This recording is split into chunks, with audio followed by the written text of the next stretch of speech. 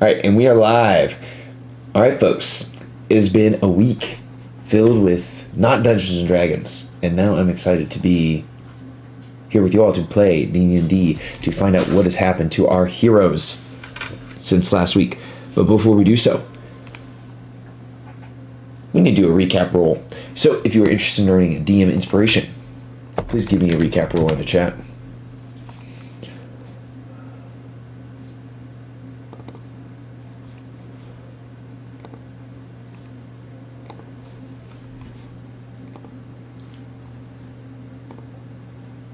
Okay, I see a 2 from Akia. So Akia going once, going twice, sold to Akia. Akia, give us that sick recap.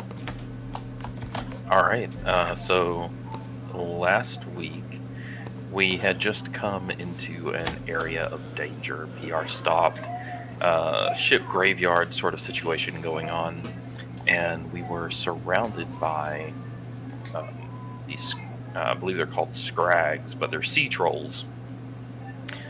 Basically, mermaids of the giants, right? So we parlayed with them. Basically, we promised to talk about magic items, and they were going to give us clear passage. In exchange, Akia promised them some food. They were starving, so it worked out well. And we also kind of worked out a deal to go down and explore these wrecks that they had not explored yet. There were 5 areas of interest that they had not explored yet. We fed them. We messed with Gant some, because that's always fun. And then we started exploring the wrecks. The first wreck we went down to, there were a bunch of giant oysters, clam things that we very, very perfectly opened and found a giant pearl. Exquisite, huge giant pearl. We went to the next wreck, which was a bunch of like a whale graveyard. And at the whale graveyard, we completely failed an encounter with a giant seahorse. So we did not get a giant seahorse companion or whatever fun things that might have led to. But did find a consolation prize, found a little sack of gold amongst the ribs of some whales. We moved on to the third area. We found a treasure chest, and I checked for traps. No traps. No conventional traps. But checking the chest, the cursed hand inside decided to go ahead and defend itself. Started pulsing out necrotic magic that raised the dead, and we were attacked in every round. More and more enemies were being raised from the dead, and we had an Addams Family, the Thing, fight, and we eventually got the hand put down and destroyed, and secured a ton of treasure. And we were just looking in at all this treasure when we ended. Excellent. Please, for your effort, give yourself a DM inspiration.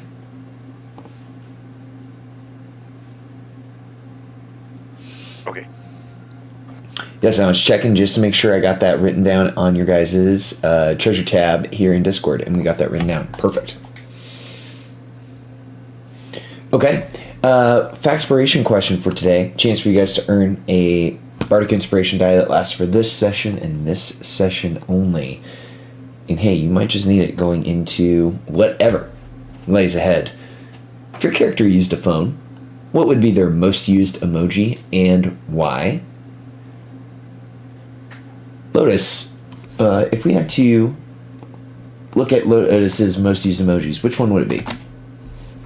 Well, keep in mind you are talking to someone who at least at one point in time, did have access to what we call modern technology.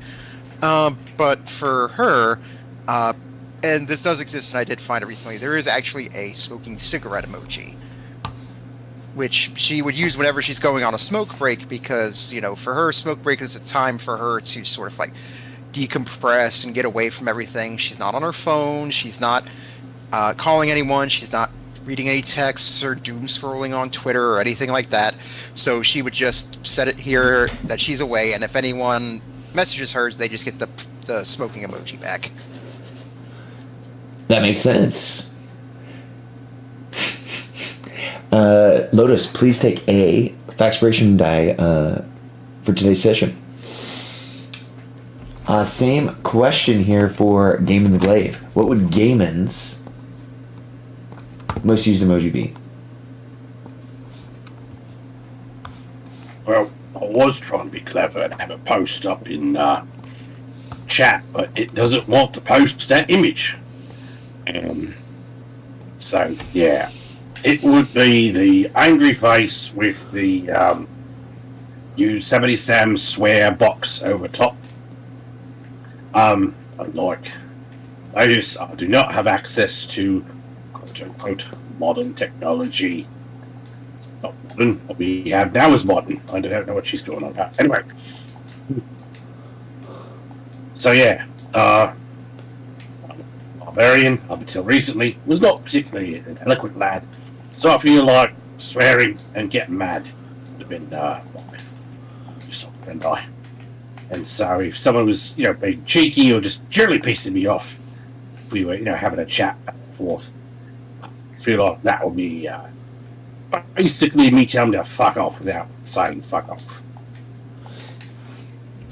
That makes sense to me, and I could see Gaiman using that emoji. Gaiman, please give yourself a Factspiration die. Last but not least, Akia. Same question for you. Akia's most used emoji would be the duck emoji, because quack.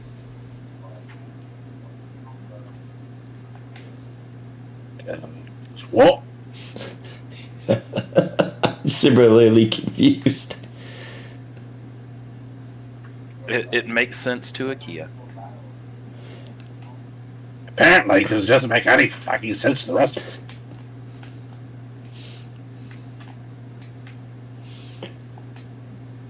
Hey, Akia, that's okay. If that's the route you want to go, that's the route you go.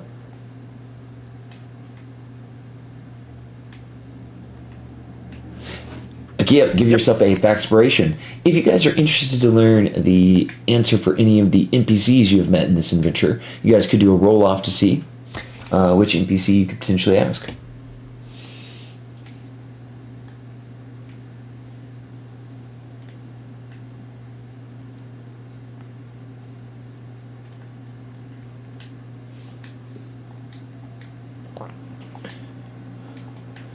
Alright, Gaiman with a 19. Which NPC would you like to know the secret most used emoji of? I would like to know the secret emoji of Sidon. Oh wait, sorry, wrong campaign. Yeah. Actually, I'd like to know the secret emoji most used by God, what's her name of the Church of Auril? Sybil? Sybil. Right. No, anytime I hear the name Sybil, I don't think of evil cleric. I think of this little old lady I used to work with at a bank, who was just the nicest person ever. Very sarcastic sometimes, but generally speaking, very well nice and meaning. So, hence my mental confusion. Yeah, Sybil. Evil lady. I think our friend and sometimes antagonist would probably be sending the emoji of... I'm sitting in here in chat. Here in Discord the cold face emoji. Because that's how she likes others to feel. And she wants to share that cold with everyone. So she would be sending the cold face emoji out to everyone.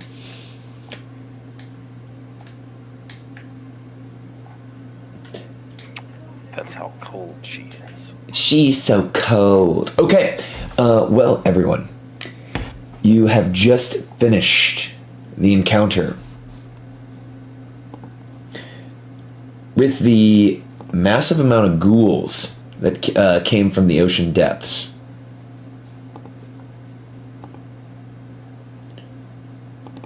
It was a lot.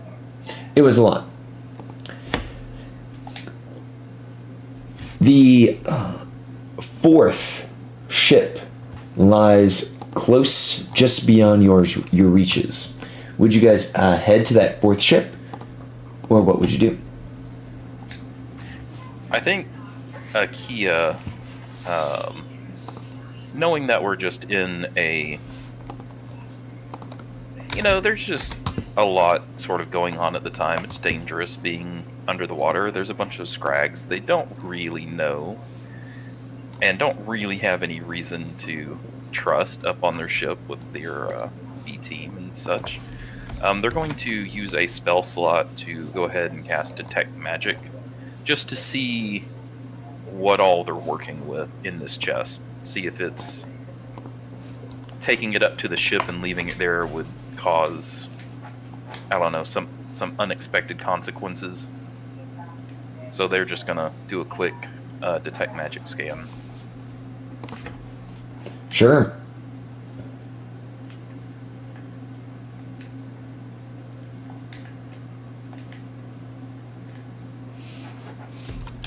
So, using an action to cast Detect Magic,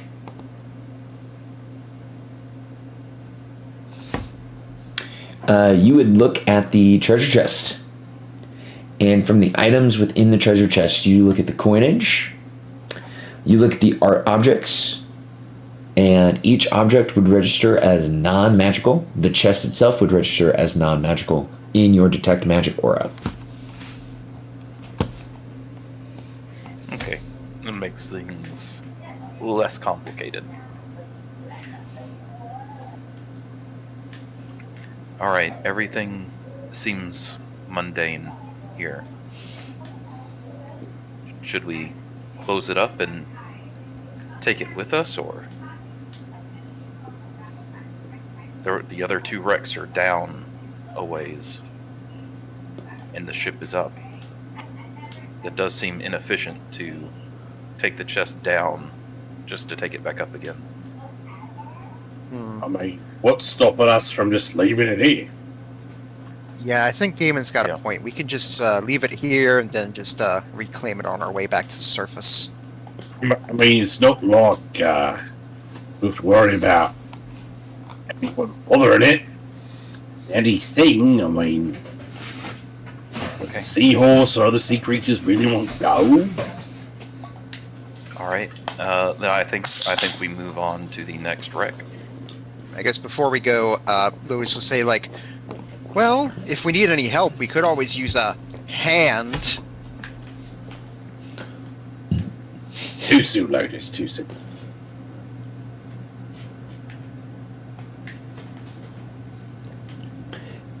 And there's a two drums and a cymbal falling off the side of the cliff of the underwater gorge that you guys are in.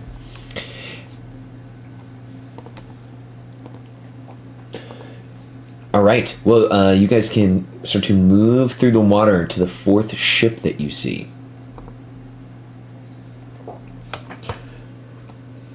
The water grows ever dark in this part of the sea of moving ice. You see the ships are becoming more and more desolate the deeper you go. But something is cutting through the darkness. Something cutting through the silence of the water. You can almost hear a sing-songy voice above the ocean waves.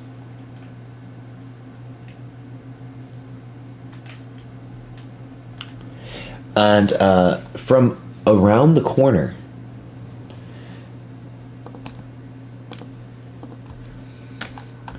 you guys see a creature that looks a lot like this. Those of you who are skilled in nature survival would recognize it as a walrus, as it basically sings in common as it's floating about the boat.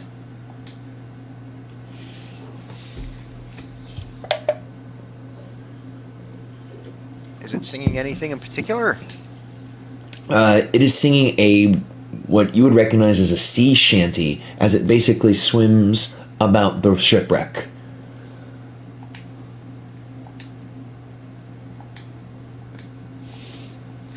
All right. Every time we come across an animal that can speak common, you know what I mean? We're assuming Yes. it's evil. We're assuming the saber-toothed fish is evil. Well, no, we're not assuming that. I'm just. Well, here's the This thing. happens a lot. There's a big difference here. This one isn't speaking; it's singing. What's the difference?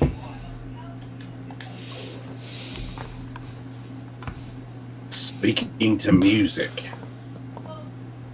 Yes, it's still speaking. It's just a type of speaking, right?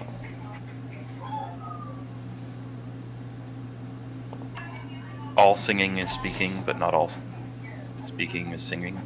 It's just a subsection of singing. I mean, speaking.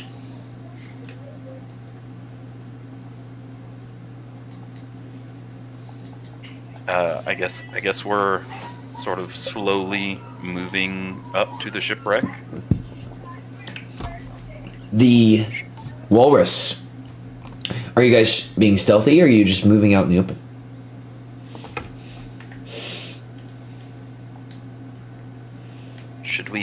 Should we say hello? I mean, we can, but I mean, as you pointed out, every animal we've spoken to so far has been, kind of a dick. Yes, I suppose I was just saying that everyone should be on guard. But let's not put it off. I guess we should just Yeah, introduce on. ourselves. Let's get on with it. Well, maybe we should sing back to it. Ooh, I know the perfect thing. She clears her throat and she remembers when her and her father Levisus were younger, when they watched the Three Stooges, and it's like, all right, you guys need to be in harmony with me. Hello, hello, hello, hello. Hello. I'm not playing along with that one. I'm not a bard. So, as you sing out hello, the walrus will swim a little closer to you all, and it will say, "Oh, hello there. Funny seeing you all swimming at the bottom of the sea." I suppose, mate. We've just met, and we don't exactly have a stellar track record with animals what can talk. So it might be best for all parties involved if we parlay from a distance. Know what I mean? Okay, sure. I was just here singing. I was having a most wonderful day traveling the depths, making my rounds. You all look like quite the group. Are you all having a good day?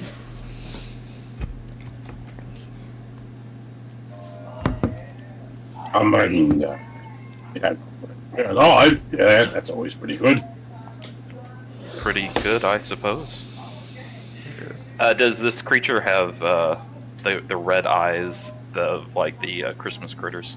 No, they have very chill, just like soft eyes that you would see in any kind of sea mammal, as shown here in their token. Here, let me show you their token. Just soft, normal eyes. Well, they don't have the glowing red murder eyes like the other talking animals, so maybe it's fine. I feel it's been going around awakening creatures has learned to change their MO, so they're making them cuter, if you will. Have you? I'm not saying that's definitely the case. I'm just saying, just be cautious. How should we address you? Do you have a name? No, I don't have a name. I've just received this new intelligence, in the last, I would say, 2 years. I was just a simple walrus, living near the Isle of Solstice. The Isle of Solstice. Do any of us know what the Isle of Solstice is? Yes, so Alicia would look to you, and when she opens her mouth, you think that the sound of a modem starting up would come out, but she says, "Oh yes, Danica shared with me. Grimscow. Well, the name of the most important structure on the island is not the actual name of the isle. The isle's name is Solstice. We learned that researching in our ancient tomes."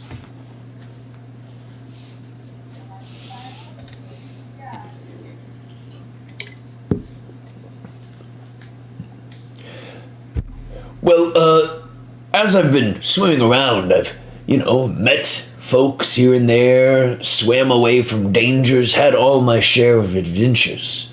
Tell me, would you mind sharing with me a tale of one of your adventures?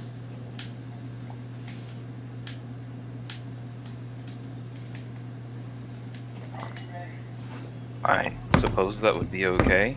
Akia looks at the party. Sure.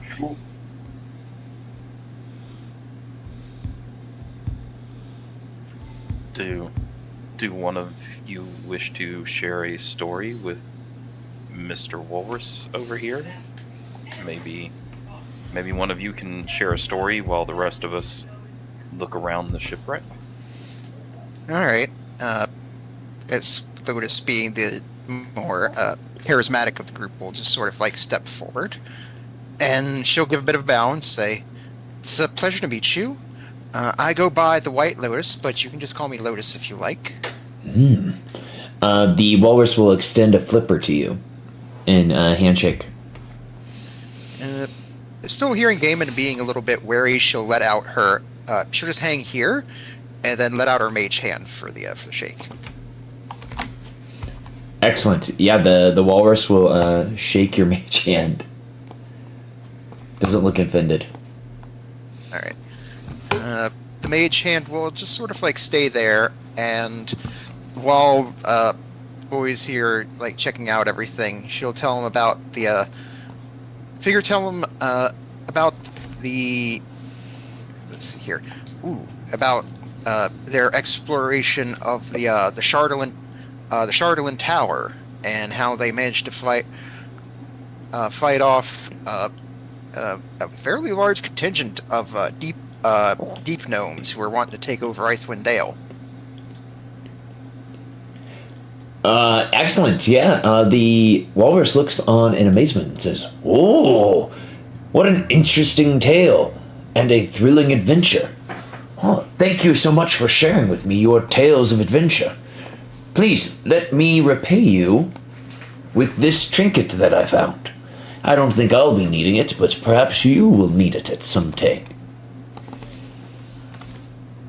And you see the walrus removes from their neck a vial that seems to be held on a leather strap. And the vial itself is clear glass. And you can see that the liquid within kind of shimmers and glows as he holds it closer to you in his flipper.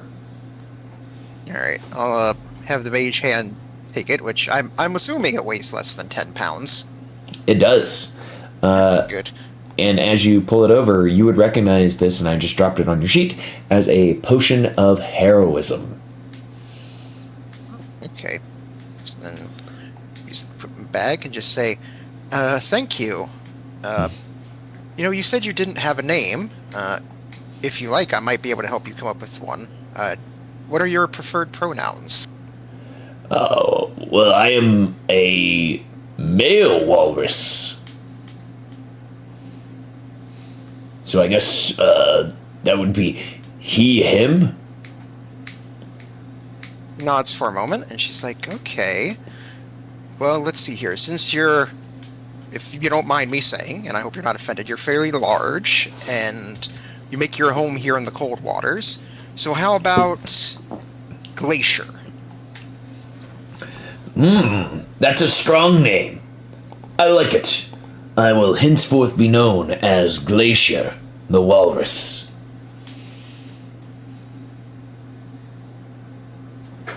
Yeah, and there's more to you than you see when you first perceive you. Excellent. Well, is there any information perhaps that I could share with you? Anything that you all are wondering?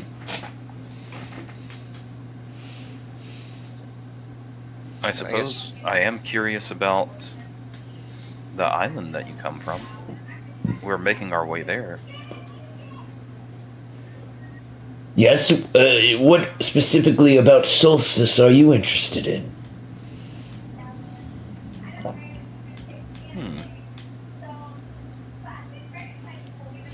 I guess just... Well, what was your favorite thing about the island? Oh, my favorite thing. Solstice is covered in a dense fog that starts from nearly a mile out. Oh, it's quite thick, and nothing can pierce through it. So you have to really be careful of your senses getting near the isle.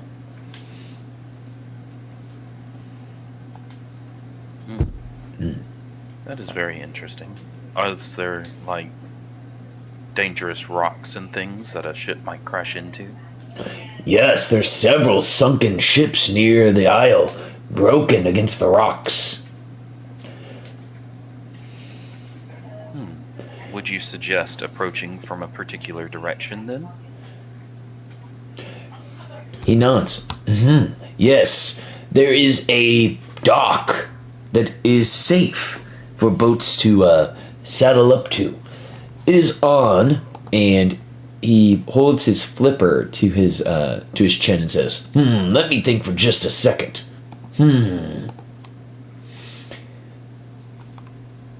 It is hard to tell direction at sea. It's on the southeast side of the island. A dock made by frost giants long ago.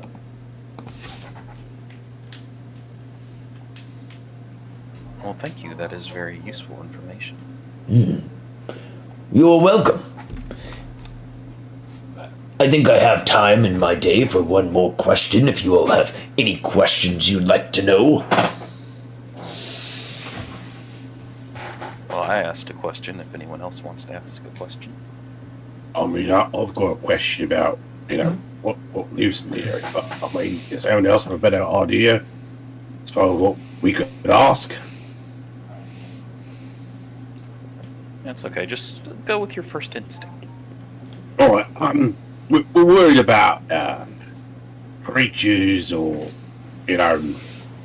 things that might be living or lurking on the island. Rather not get taken unawares, or even if we could,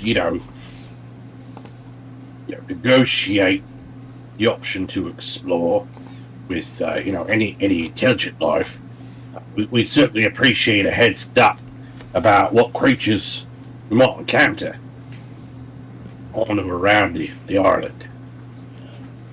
Well, the thing I would be the most worried about, that I always keep my eye on, is the always dangerous. I call her the bird of prey that preys upon Grimskull. Huge, giant, the size of a ship itself.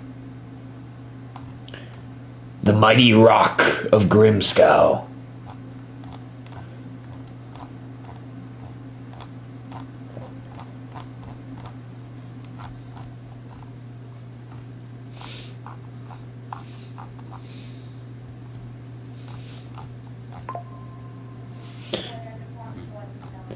How does the party react to getting that knowledge that there is a rock that lives on Grimskow?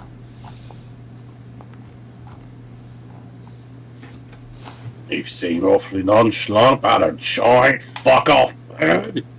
That is an apex fucking predator. How come you didn't get that, mate? I always stick to the very deep waters and only poke my eyes out if necessary to get a little breath. I've seen several, I don't know what to call them, adventurers try to make it to the island via Griffin, and they have a really bad time. Because as they fly up to the island, there's that thick fog bank, and then they hear the screech, and before they know it, she's on them. I'm glad we didn't approach by Griffin.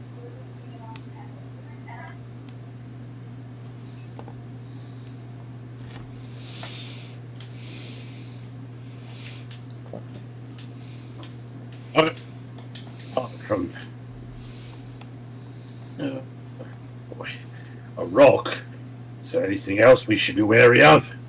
Or was that pretty much it?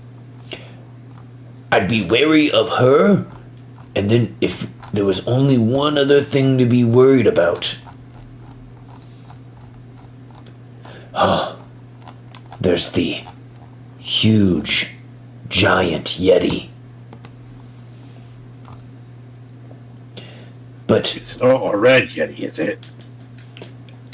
the walrus shakes its head in the no. No, there's a huge Yeti that lives on the isle. I believe their name is Korgoth. And Korgoth is an angry Yeti. Whenever I hear him start to bellow, I run for the waters and slide on my tummy to get to safety.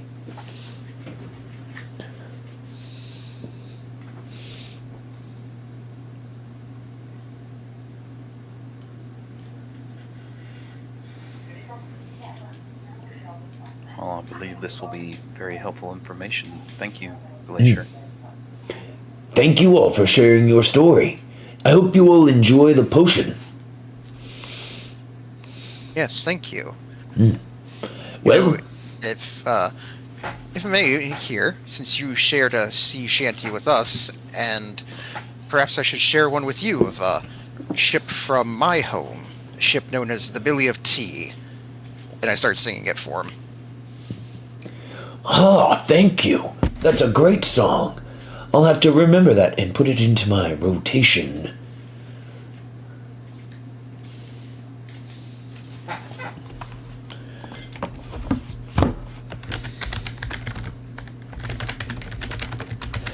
And Glacier, the walrus, will bid you adieu. And we'll head off.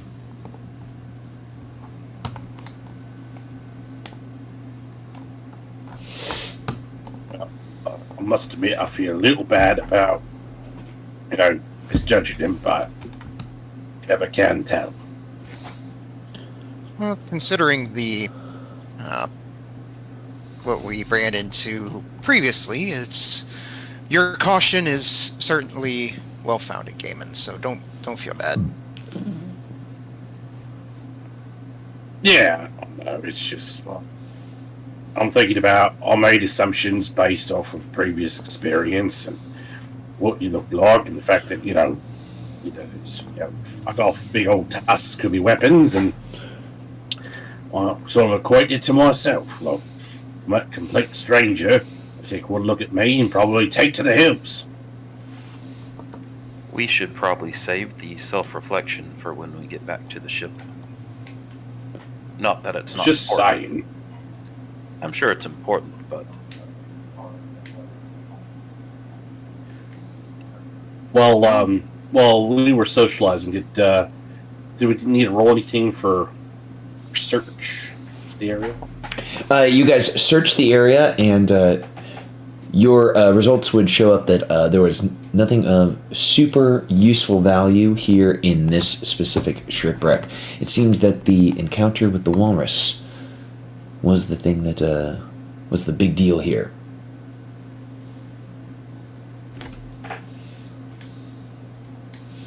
The real treasure was the friends we made along the way. Hell yeah, it was. Yeah. All right, we should move quickly to the next area. I don't know how food works, but the Scrags could be getting hungry again. I mean, I fed them 90 pounds of food, but I don't know. it could go one of two ways. Kind of depends on what they used to eat. They could gorge themselves on all 90 pounds of it and be terribly ill. Straight back up, they'll have just the worst indigestion or constipation. Or, they could, be munching on it systematically. Like, you know.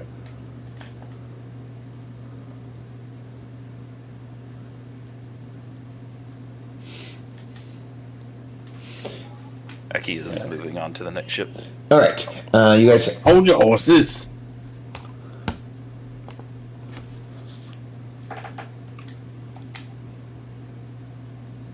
I'm just worried that something could happen while we're down here. We're pretty far from the surface now.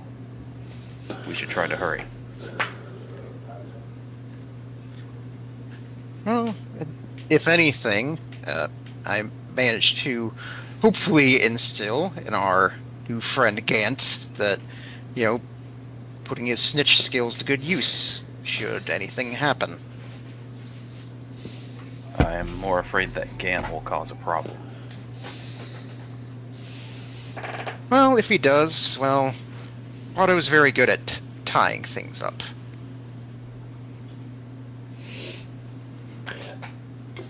So I will shift you all to the fifth ship. The water has reached its darkest. Alicia's light is able to kind of help you guys see into the darkness to make sure that you're in the right area. And you see what appears to be a kind of large treasure chest in the bottom of this kind of ravine that all of these sunken ships have found themselves in.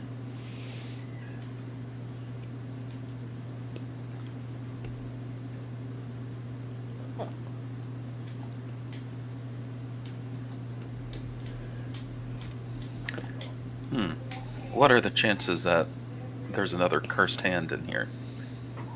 It would be the third treasure chest with cursed hands in it, if it was.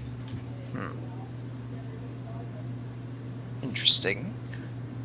But if the rule of threes is being applied, that would mean that the third one would be something different, because the first two are meant to set up the initial expectation. Ah, so this one could have a foot in it. Akia will, unless someone stops him, Akia will go up and start checking for traps. Well, if you like, I could feel over the chest with my mage hand if everyone wants to keep distance.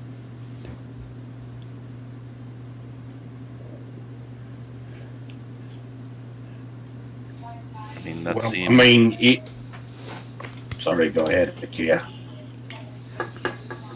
It seems it's just as likely to set off a trap, depending on what the trap is. That might be good or bad.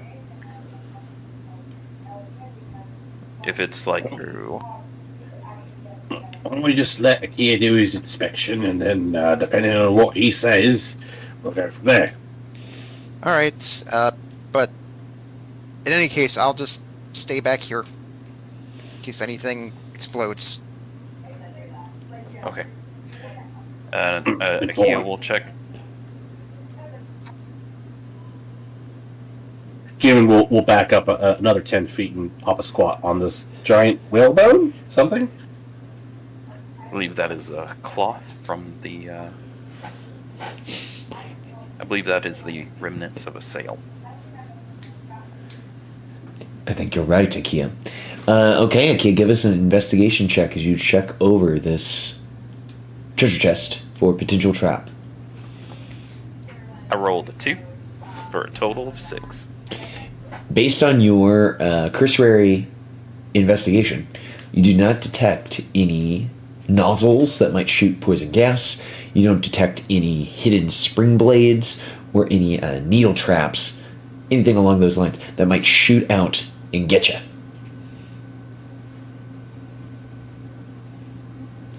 Akia turns, says, "It looks good to me," and you'll see that their eyes have fogged over like a pair of goggles.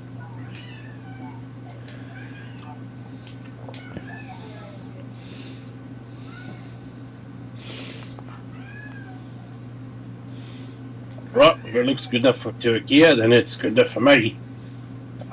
What do you reckon? Do we have the mage hand open it up, or do you think it's safe for us to just, pop goes the weasel? Say better just to get it over with. And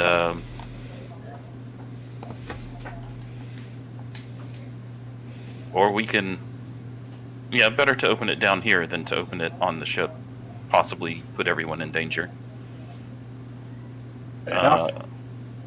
Akia will attempt to open the chest.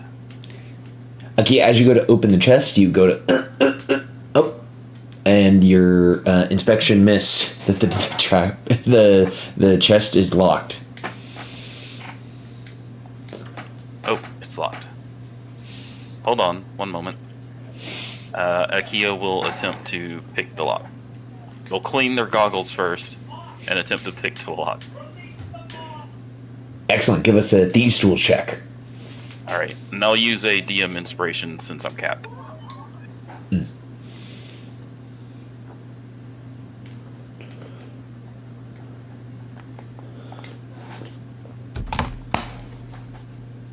25. 25. Easily, you feel the trap, or not the trap, excuse me, you got me thinking about trap. The chest opens. No trap activates when the chest is opened. You feel like you can open the chest at any time. Alright, I'll go ahead and open the chest. Inside the chest, you don't find something super exciting, but you do see that the chest is filled with coins. If you had to do a rough count, you see that there is 1,400 copper coins, and then sitting on top, one singular silver coin.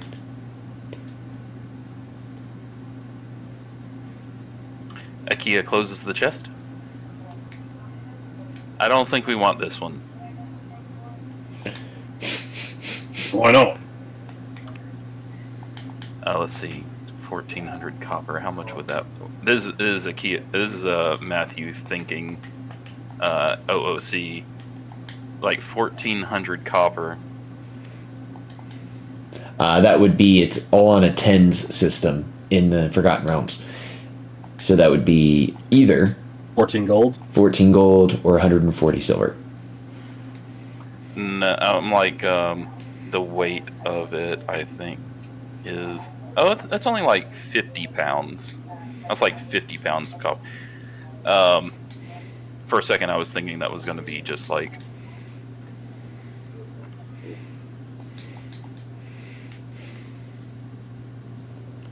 A ridiculous thing to try to load to the top.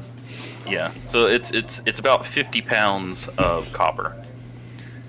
So that's not as bad as my initial reaction. And I'll say that I'll be just like it's about 50 pounds of copper. It looks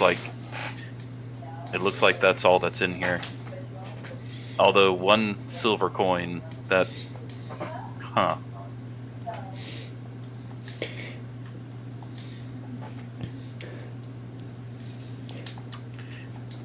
You don't think that Keel will turn to Game, and you don't think that one piece of silver is cursed, do you? Just one piece of silver sitting on top of 50 pounds of copper. Or could be someone's idea of a joke. Oh, then again, leaving a cursed item could be, again, someone else's idea of a joke. If it was cursed, would it be, magical?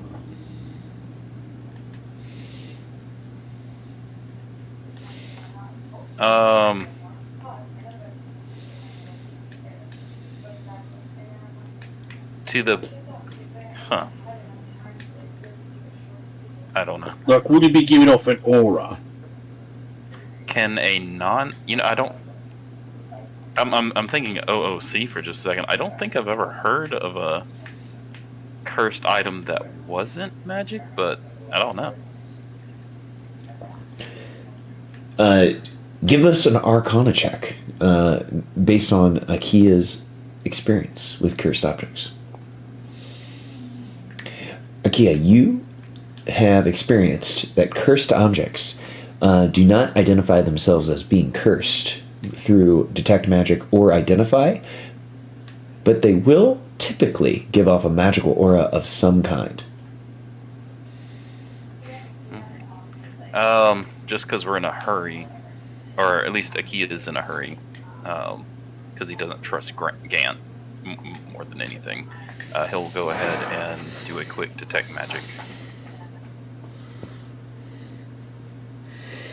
Okay, a quick detect magic. Your detect magic shows that these are all mundane coins. Alright, it's all mundane. Should we... it's 50 pounds of copper. We can use it for something. Oh, are you finally...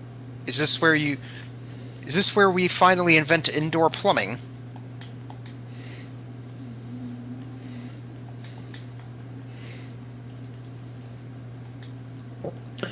Is this the when Lotus tells Akia about from where she's from? Copper is one of the most valuable metals, as when someone finds out there's copper somewhere, they will break into the building and strip all the pipes of it. Yep. Mm-hmm. In fact, the interesting thing in real world Baltimore that has been a bit of a problem. It's also a problem where I live. Yeah, it's kind of a problem. All right, Akia will. How about I get this chest and you get the other chest, Gaiman? Sure, that's how you want to play. I've got the swimming ability and you've got the strength. You should be able to get the two chests up. Oh, sounds good. All right. I think we're going to try and bring this chest up to the other chest and then take both chests up to the ship. Okay, done. You guys can swim back to the top, hauling your loot back to PBR. So let me go ahead and activate the other scene. Alright, I don't think anyone's actually putting 50 pounds of copper on their inventory sheet.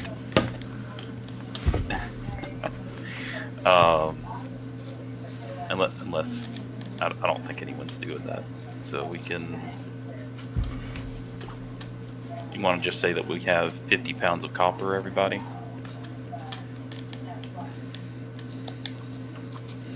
Alright, get up on the ship with our two treasure chests. Yeah, I mean, we're not going to be carrying it around like normal. I mean, we're going to just leave it on the ship since we're going to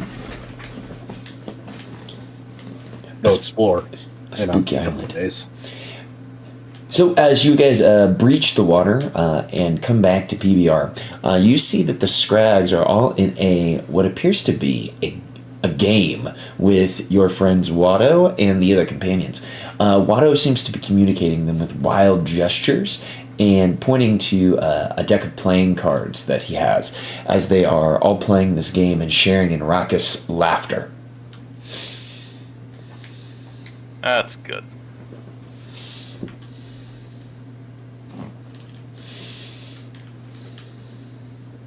We're back.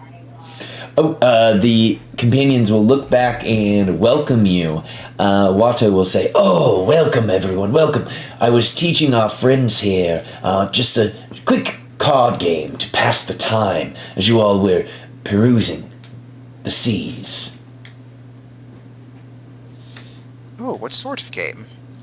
I was teaching them a little dragon ante. Seems they've never played before, but they're quick studies. Well, maybe if you'll have the time, I can teach you a game where I'm from. A game called Texas Hold'em. Of course, I would love to learn new games to add to the repertoire.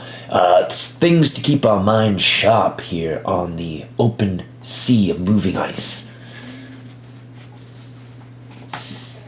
Oh, well, if it keeps your mind sharp, I suppose I would enjoy learning to play as well. Thing is, it's like I think Lotus would probably feel Akia would excel fairly well at Hold'em, if only because they're really good at math and probably determining good odds.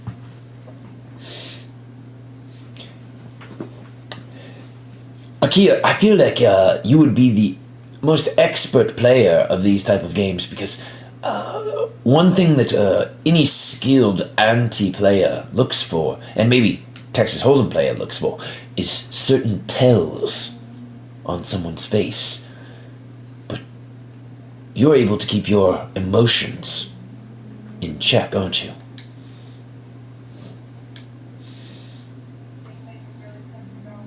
I don't know.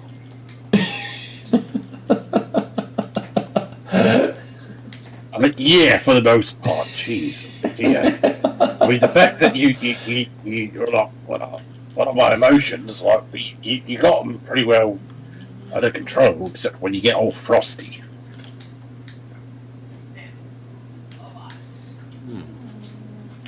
I suppose I haven't thought about it.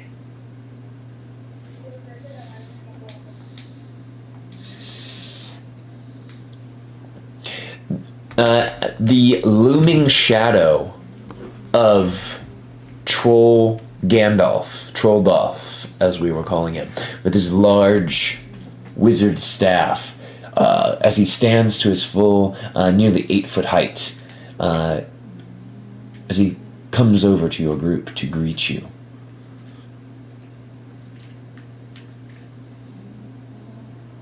Hello.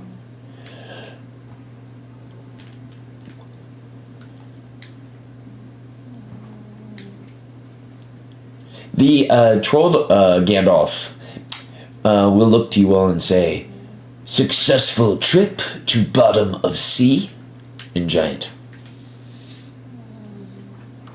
Yes, we did not die.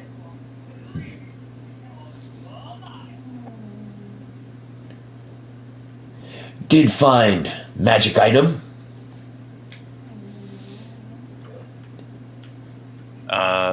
Let's see. No, I don't think we...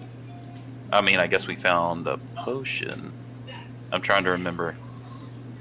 I think The potion was the only magic thing we found, right?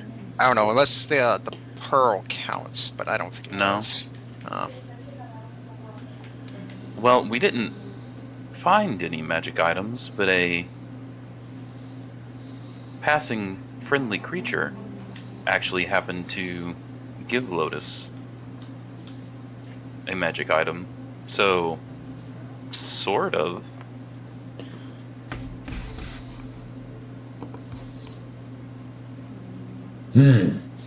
I mean, one thing we did find was a very strange treasure chest. Oh, yes. I suppose that... Hold on. I mean, this is such a strange and unusual treasure chest that I don't know if you might be interested in it. You know, say we were to, put it up as, collateral, or if you were to, wrestle, play some other kind of strength-based game, you could put up your lovely staff as, and matching, that sort of thing. Feeling frisky. Basically, I've been, in ice cold water for, good while here, and there's nothing like the cold to open up the blood vessels, The trolls, the scrags, will kind of look to one another and Trolldolf will say, treasure chest sounds funky. I don't know if it would be worth risking my magic staff. But you could try to persuade them, Gaiman, with a persuasion check. If I may, I would argue that I'm trying to deceive them, because I'm pointing out the shitty treasure chest. also, I think Lotus would get what you're doing, and she would be basically walking around it and using her mage hand, basically showing it off like you're bidding on something and the price is right. Just sort of like showing off, like, Lotus is Dana White. yeah, basically. I agree. This does sound more like a deception. Give us a deception check to see if you can't deceive your scrag acquaintances. I'm gonna roll with advantage. I'm gonna burn my one and only DM inspiration. Sure. I guess. Would you allow me to roll as well to help? I would say that because you are showing it off with your mage hand, that is allowing Gaiman to make this roll, and it's making it more possible that it's happening. All right. Gaiman. You still need me to burn the DM inspiration, though, right? Correct. For advantage. All right. Oof. I'm gonna throw the factspiration. That's D8. D8. I had to check my sheet.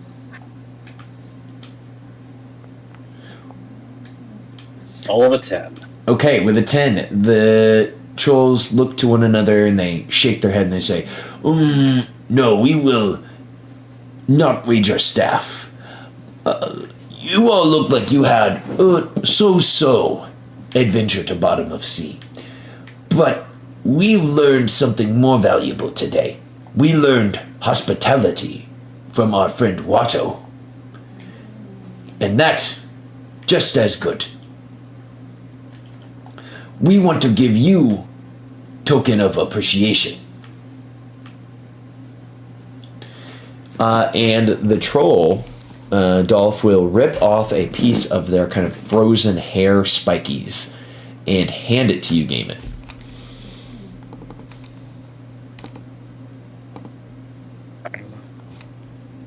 Thanks. What's it do? Was there some cultural component that I'm just plain missing? This is a token of appreciation. A token of appreciation activation is one action. Effect: activating this item will kill one non-paragon or non-legendary creature on the field that you are fighting. Nice. This is akin to, if you guys have played South Park, The Stick of Truth, when you get the the Jesus summon, and Jesus will just show up and use like Jesus katana and ninja stars on someone. As is foretold in the Bible. As is foretold in the Bible. Or the other summon where Mr. Slave will jump up and pull someone into their butt. Both were Jesus Christ. both were pretty usable in that game. The Scrags will look to one another, nod after giving you guys the token of appreciation, and they will say, "We best be going. Before we go, do you have any final words for us, the Scrags? Two things. One, be really, really fucking careful around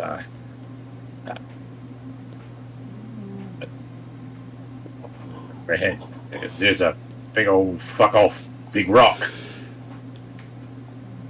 Bird. Yeah, big scary bird. What eats you? And two, I understand, clearly we weren't as successful as we had hoped, with the treasure, but what would you, entertain as an equivalent wager if we were to, have a test of strength of, that staff? I mean, it's perfectly alright if you feel that I might be too much of an opponent with too much of an edge, but I'm curious what you might entertain. In a good contest. Oh shit. Okay, so Gaiman is trying to potentially goad these Scrags into a contest over the wizard staff. Okay, the tuneless Scrag, who I've been kind of looking at as the holder of the wizard staff, will put the wizard staff down on the deck, and they will point to Gaiman and say, "I will wager my staff, but we would like for you all to wager a magic item that we feel is just as powerful, just as useful as our staff. What do you wager?" they say to you, Gaiman.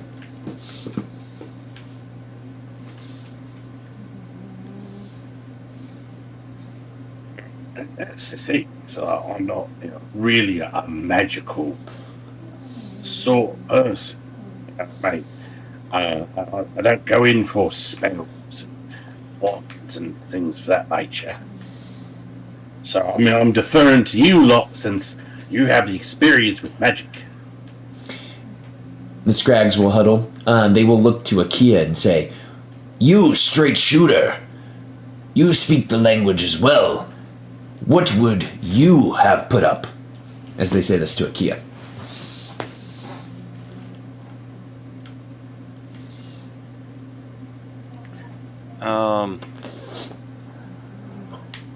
Let's see. What would Akia say?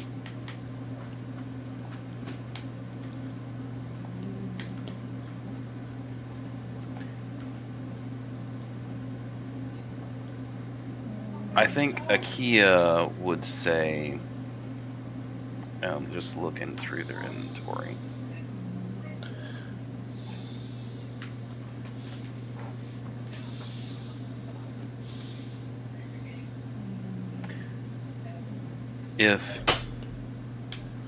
If I was asked to place a bet, I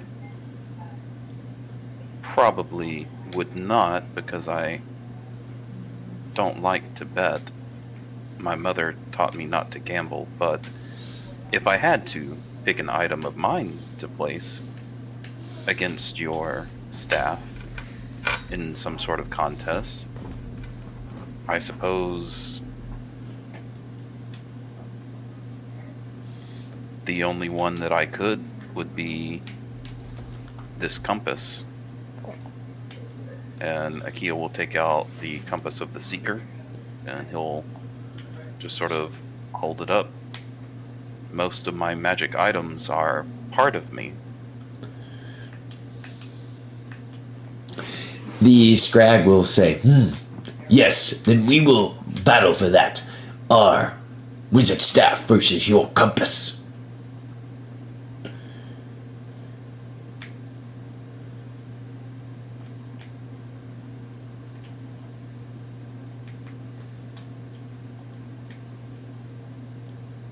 Akia will just look to Gaiman.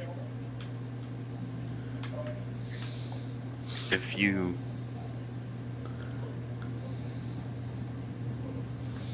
I mean, I like my compass more than I like that staff, but I also have faith in you, Gaiman. If you really want to do this. I suppose it is fair.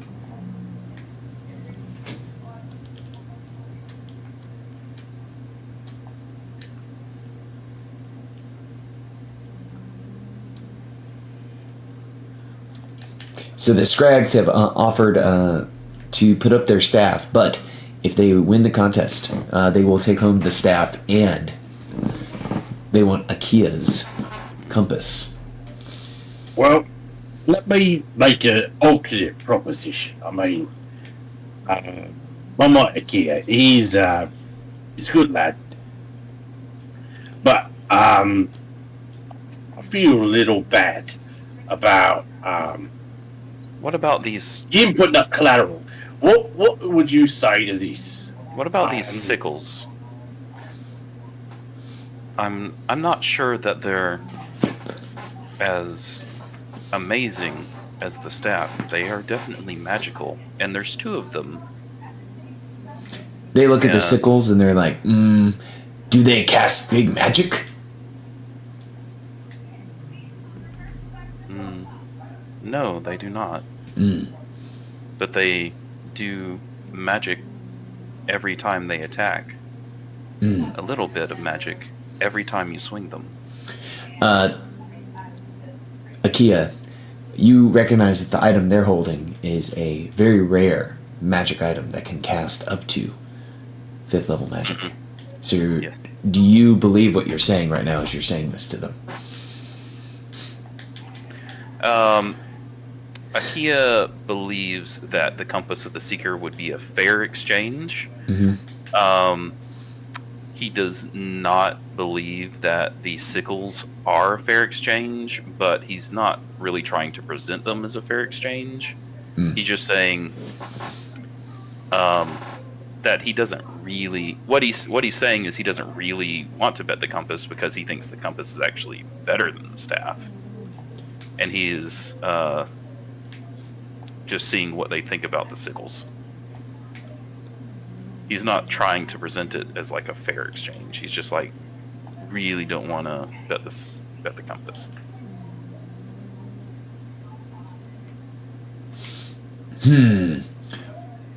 We don't want sickles. We want compass. Or something as good as compass, is what they say.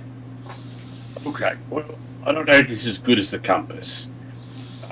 Does have some sentimental value. This is true. And it also is magical. I would like to put up to you lot one severed head of a barbarian tribal leader, as well as the sword I took off him when I slew him and removed his head from his body. It is of a greater magic, I would say, in my limited experience, than the sickles, on account that you can use it to stun an opponent. It could be a strong opponent, so they could shrug it off. But this short sword I've used to great effect on a number of occasions, and I would offer them up as a set. One by me. It's a great game in the glaive in single combat, so that might enhance the value for you lot. I don't know. What you say? We could put the sickles with them. The trolls will look and they will acknowledge. They will say, "We will take that as collateral. The sword and the head and the sickles." All right. I think we have an agreement. As I'm the challenger, I think it's only fair to allow you to set any particular ground rules for this test of physical strength. Yes, we play old Scrag game. And the Scrag Gandalf will lay on his back and he say, "We do classic game. We leg wrestle." Seems to be kind of ubiquitous here in the north. I'm familiar with leg wrestling. So, typical rules then? Best out of 3? They nod, yes, and this will be a best out of 3 strength check to see who can win the magic items. And for those of you who don't know what leg wrestling is, you have 2 people, they lay on their back, they have their legs kind of intertwined like snakes, and the winner is who can push the other basically back upright.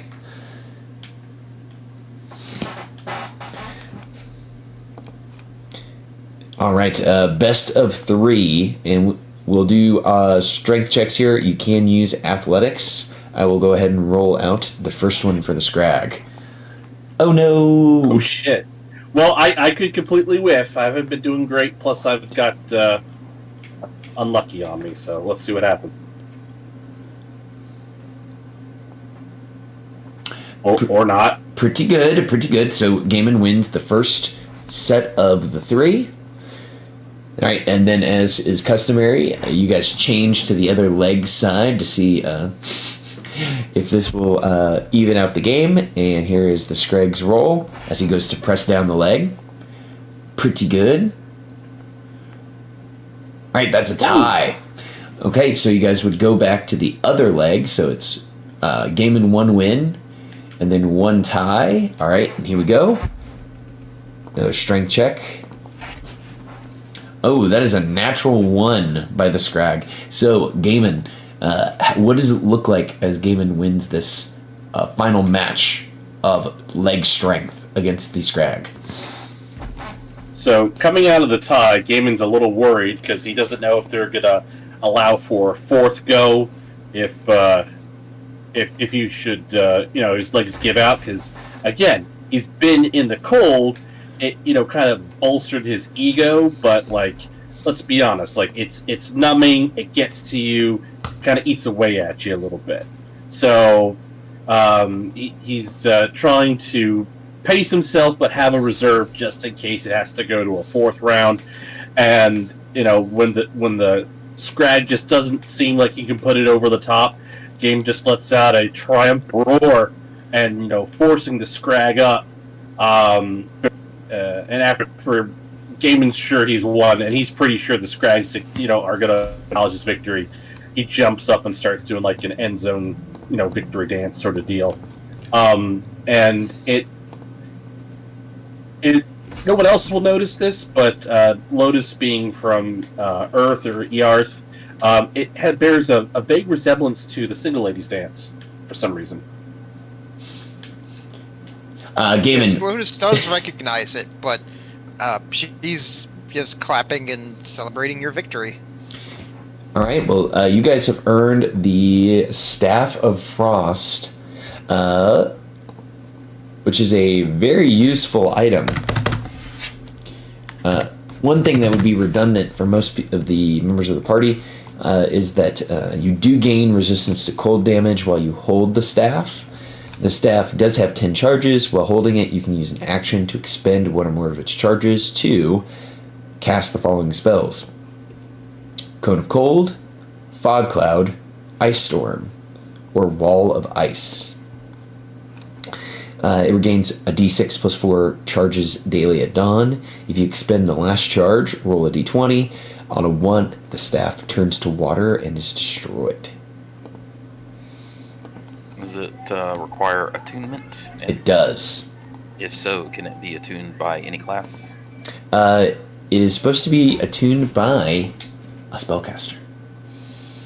Okay.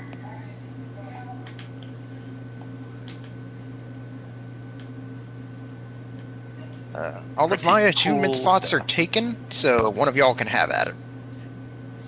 Well, can't be Gaiman. He's done a spellcast. Okay.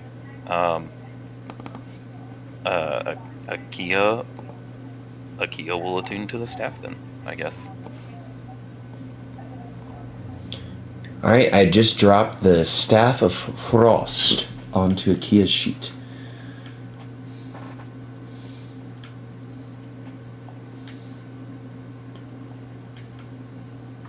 Cool. The Scrags all look in disappointment at their once leader who has lost their magic item.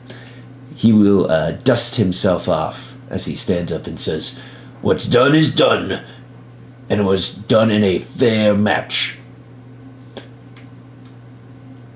Your efforts were grand, and those you should be proud of." And he will offer a troll handshake to Gaiman, which is very similar to the Predator handshake. Gaiman will reciprocate. With that, the Scrags say, "Oh, go ahead, Akia." Is that, or someone was saying it about saying that? Yeah, I was gonna be like, PR's probably like, "What are you doing up there?" 23 strength checks on his deck. Like, ow! Well, he can just look through, because he can form different body parts on different surfaces. So he can just like put his eyeballs onto the deck of the ship to see what's going on. That's cool. Before they take off, Akia will do another cast of create food and water, and give them the food so that they'll have breakfast in the morning.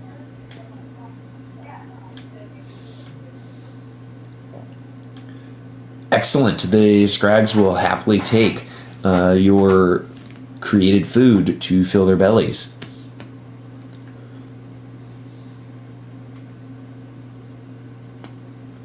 And the Scrags will ship off, diving off the ship into the water as they say their goodbyes.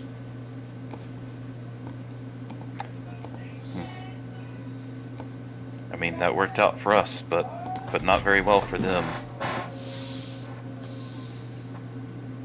Yeah, I think that's why my mom told me never gamble.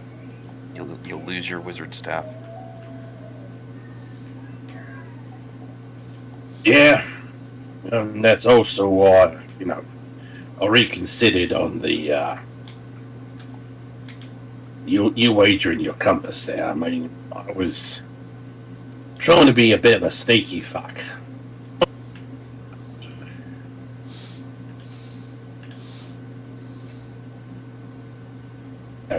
Shut bed. I didn't want you to lose out on your compass, so that's why I wanted to make sure that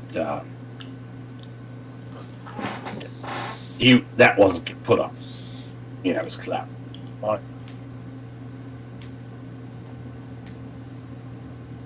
Yes, I do appreciate that. I would have hated to lose the compass. It's a very nice item. It kind of makes me feel connected to the world in a special way.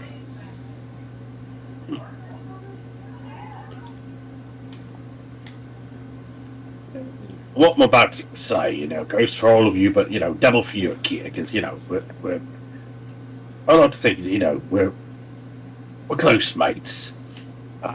If I ever should overstep, call me on my shit.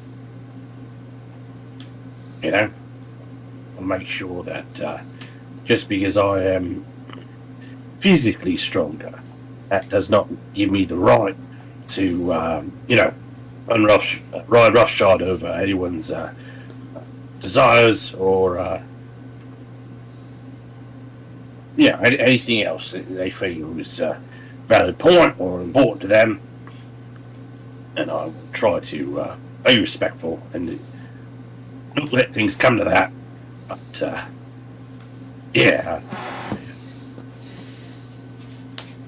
glad it all worked out for us. You could not have some. Yeah, that's all I've got to say about that. Okay.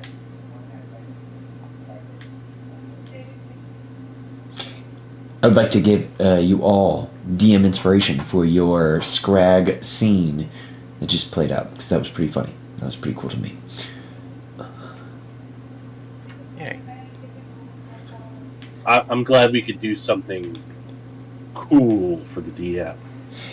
I always like to imagine all of my characters getting into shenanigans that I've gotten into in my life, and I have solved a couple of situations through leg wrestling. So if you're ever in the need to just leg wrestle it out, I think it's a good time. One time, it may have even gotten me in trouble with my wife when I was leg wrestling. So, were you leg wrestling a lady? yep, and I didn't think about it, and I was like, "Oops, that was bad." Because in my Philistine-like brain, I didn't think, "Oh, this has a connotation to it." I was like, "No, this is a competition."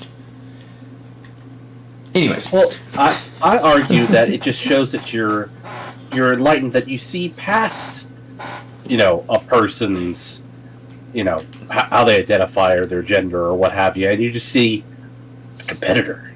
exactly. I'm, in the words of like a shonen anime, I'm like Goku sexual. I don't care what you got under your gi. We're just here to fight.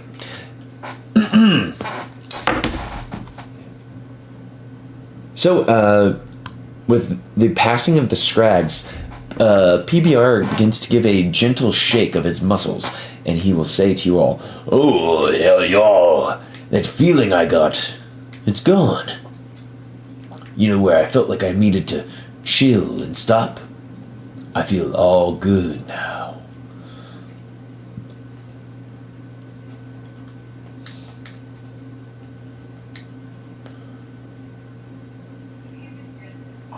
Onwards to Grimskull, I suppose. Yeah.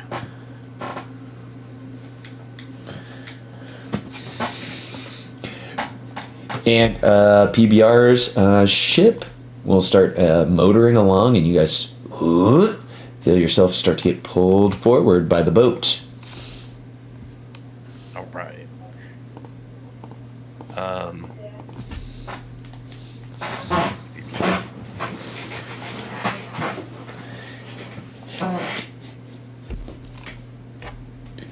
Now, I pre-rolled this all out, and in the next few hours of travel that you guys have over the next roughly like day and a quarter, there's no incident. There is almost a calm, relaxed nature to your travel as you guys make your way from your current spot in the Sea of Moving Ice to the outer banks of the Isle of Solstice. So let me move your guys' clock forward, and you guys will have the opportunity to take a long rest as you would hit those banks near about 7:30 in the morning. And that would remove the unlucky, yeah? That is correct.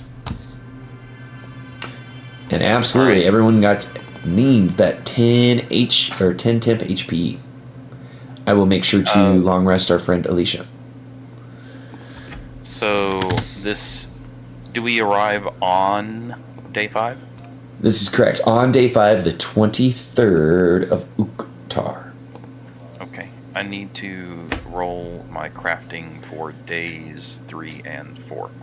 Okay, please do. I'll say like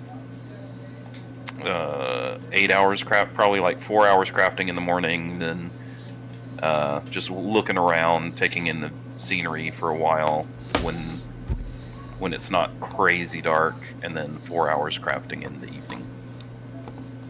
That sounds good.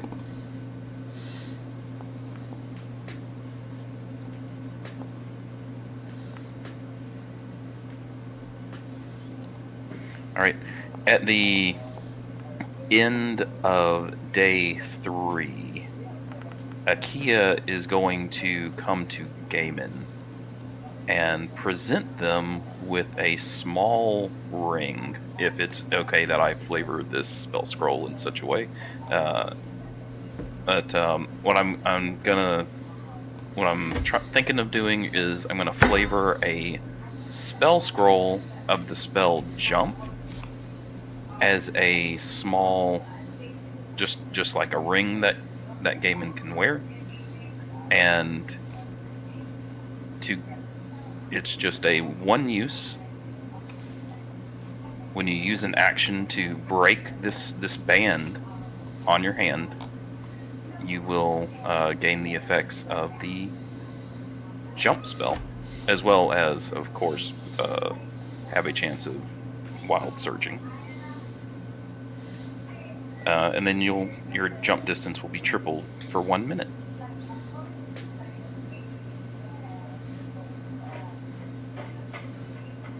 Ooh. So this is to sub out one of the spell scrolls or on his bandolier? I was gonna, if it's okay with Orpheus, I was gonna say that this it looks like a ring, just a one-use band that goes on your finger that you have to break. Okay. If that's okay. So this would be in addition to it's still the bandolier. It's still an action to use. Mm-hmm. I'm cool with it. And you said it's a jump spell? Yeah. So mechanically, it is a scroll of jump.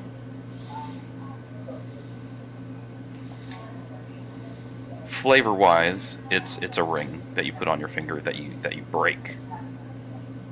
When you break it, it activates the spell.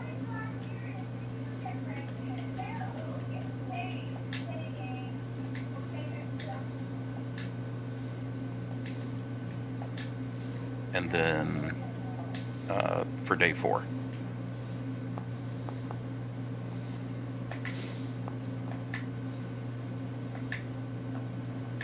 Okie dokie.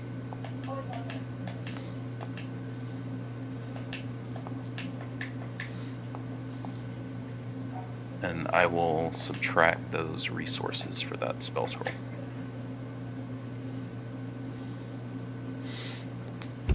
Excellent. During that time that you guys had on the boat, was there any scenes that PCs wished to play out, or was it kind of just chill and relaxed as you guys wait for the boat to arrive at Grimscow? I guess there is one thing. Let me go ahead and set her up here. I guess one morning, Lotus would be at the bow of the ship, just enjoying her usual breakfast of black coffee and a cigarette. And I guess as she does, she would eventually have Flavy send a text message for each to Akia, Gaiman, and Alicia. It says meet me on the deck.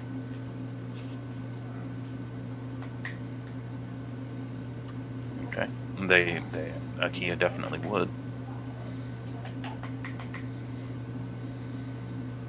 As with Gaiman, and he's a little grumpy about it. What is all this about, mate? Yes, as they arrive, Lotus is still looking sort of forlornly forward, but she speaks up and says, "I've been thinking about a lot of things, though mostly about my father and what I'm going to say to him, considering it's been 20 years since I've last seen him."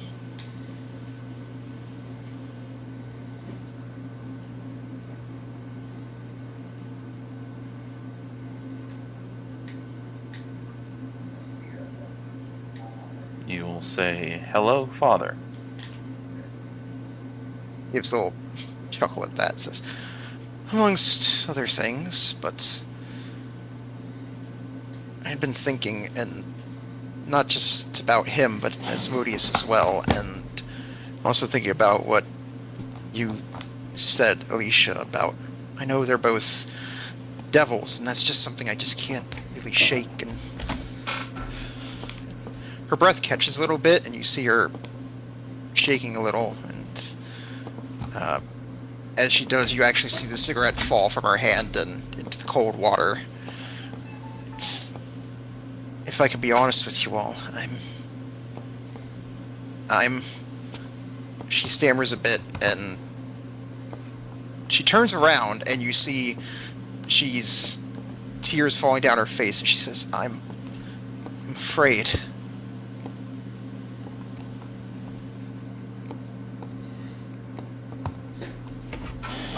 Alicia will ask, what are you afraid of? I'm just afraid that Asmodeus, and I don't know, I don't want to think he'd be capable of that, but maybe even my Levistus might take advantage of my darker side, and I don't want that to happen. So I do want you all to come with me when I go see him. I want you all to be my light in the darkness.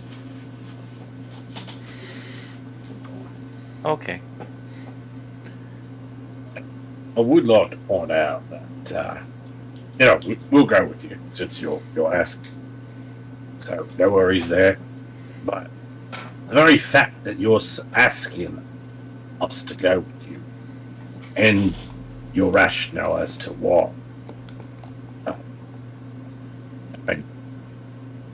Locus, you can be your own god at night, let's be honest. The fact that you're having these thoughts and you're wrestling with it and you're trying to sort it out means that you have given it thought. You know what you want, why you want it, and what you don't want to happen. And honestly, you're strong enough.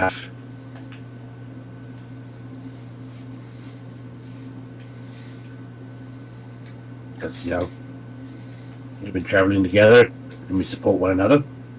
We'll be there for you. But I think you have to worry about your darker side of things, taking over. Oh, it is something I admit that I have struggled with a lot growing up.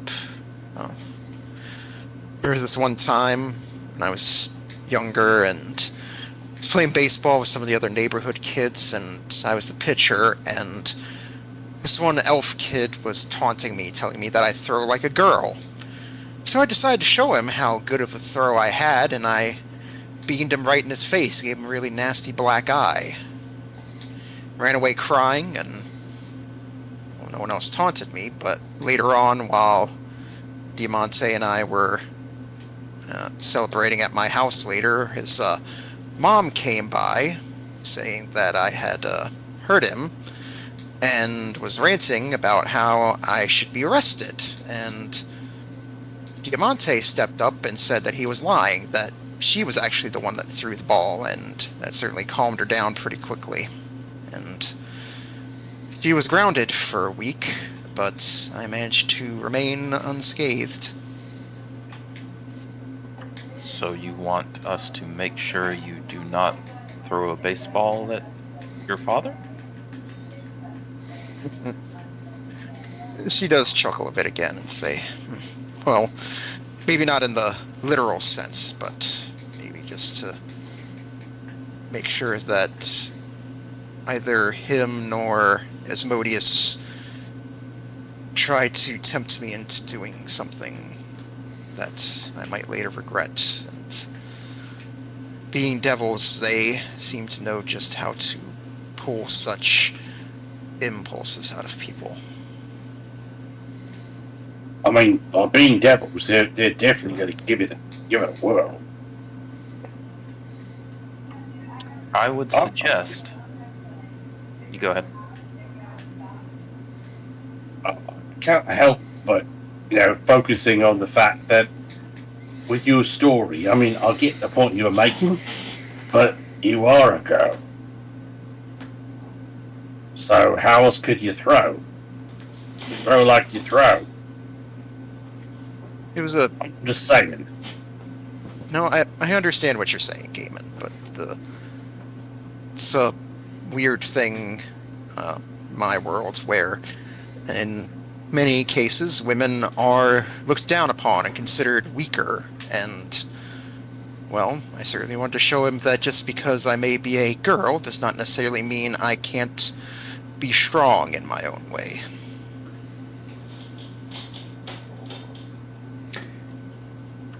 When Gaiman said that, Kia does look at him like that's the smartest thing anybody's ever said.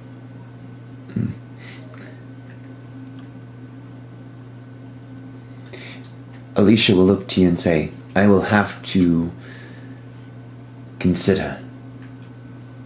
I cannot give you an answer right now, for my heart and my head are conflicted by my faith. Entering the 9 hells willingly in the company of the Lord of the 9 is something I never thought I would do. Osunan say, I understand. I certainly would not want you to feel pressured by me to do something that you don't want to. Thank you. And I hope that you will understand it's nothing against you. And it is not representative of our friendship.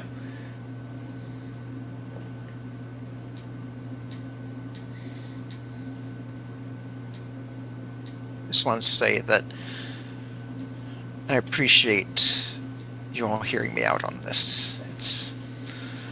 I know at various times throughout our adventures together I've told you all that we can rely on each other and you don't need to do anything alone, and I just felt it was time that I took my own advice.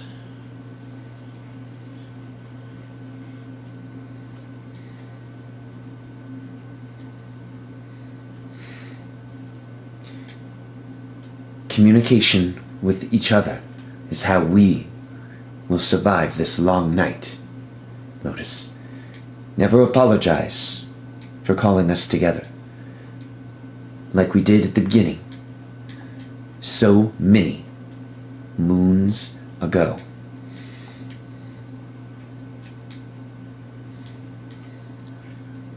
Very well. In any case, I believe we should be reaching land soon. We should prepare ourselves.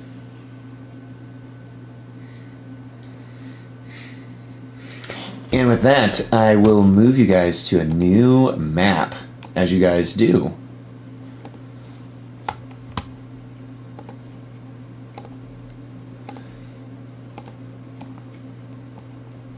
PBR's bows come into a foggy situation, as roughly a mile away from the island itself, just everywhere is condensed. It is hard to see anything through all of the darkness, the fog, the kind of icebergs and glaciers that are sticking out of the water.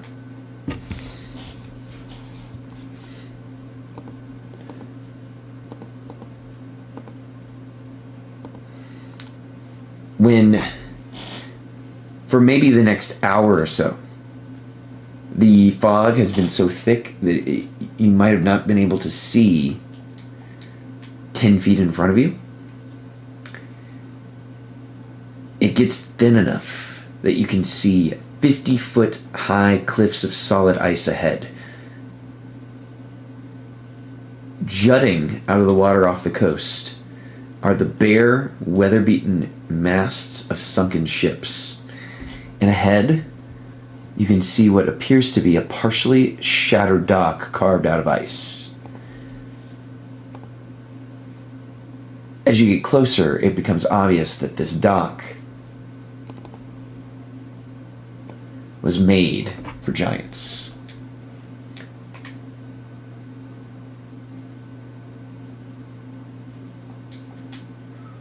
And there's the image that I have made appear on the right side of your sheet there.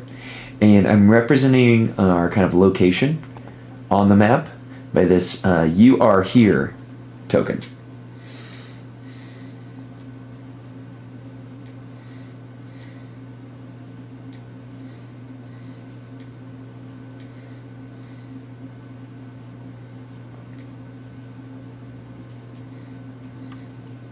This island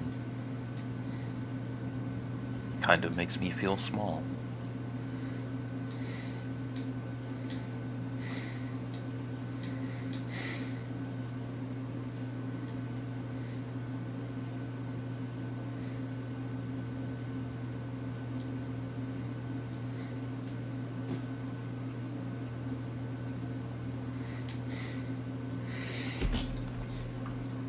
What now, PBR. everyone? Oh, yep. Go ahead. That's exactly what PBR was going to ask.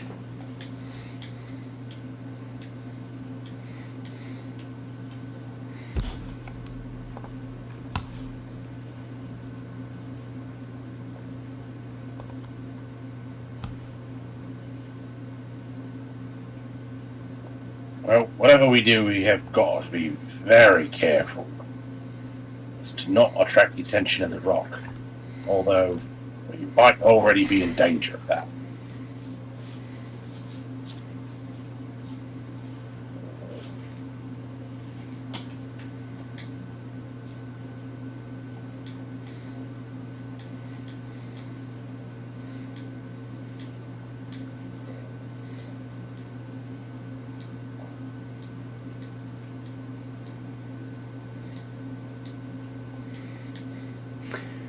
Alicia will say, well, we should definitely avoid flying. Move silently. And do our best not to draw massive attention to oneself. We'll have to keep our light sources low.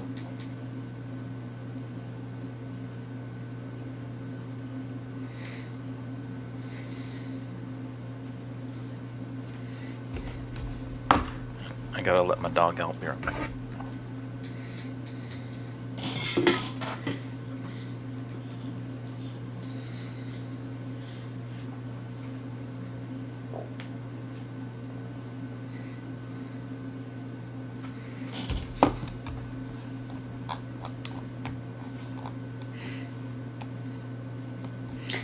PBR will bellow, do you wish me to head to the dock?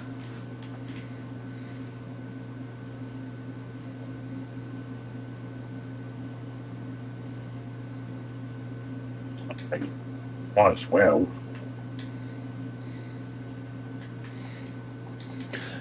I will head to the dock. And PBR begins to swim kind of very carefully, trying not to draw attention to itself or to you all. And it will pull up to the dock.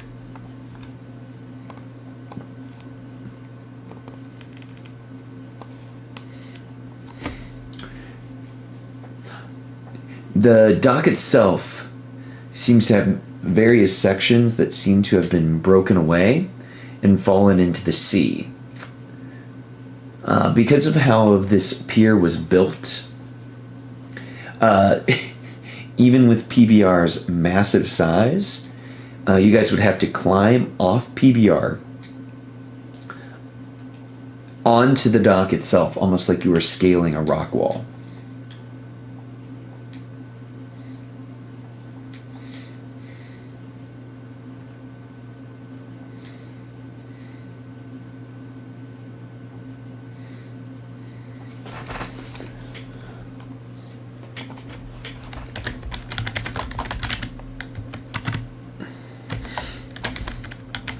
Kind of makes me feel like we're not supposed to be here.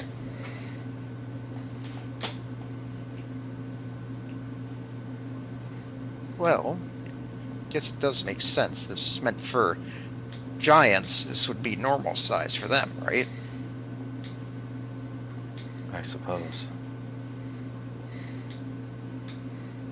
Still, what I'm curious about is that, like, we're here to get the celestial blood for this, or is it this? And she's pointing at the various tattooed runes on her, still trying to remember exactly which one it was. Well, I believe that was part of it, but Alicia asked the mirror where she should go to bring back the sun, and it pointed to Grimskull. I'm not sure that necessarily means that we're here for the blood of the Celestial, or if there's something else. Otis rubs her chin for a moment, and she's like, "Oh, it is possible, but I've been in journalism long enough to realize that coincidences aren't really that common. Just gotta think they've got to be connected somehow. But what's to me? It's like the blood of a celestial. Like, what sort of celestial being would call this?" And she just sort of like gestures her hands towards, towards here, and it just says, "This place, their home."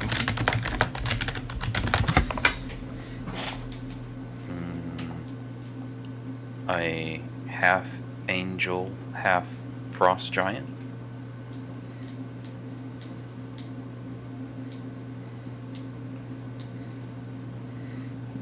Or some other celestial? No, we're not going to find anything by standing here.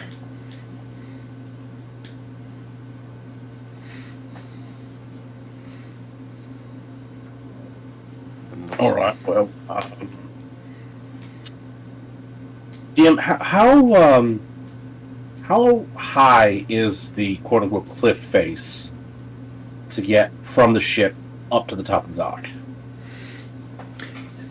It is high enough that you guys will need to make athletics checks to climb from the ship up.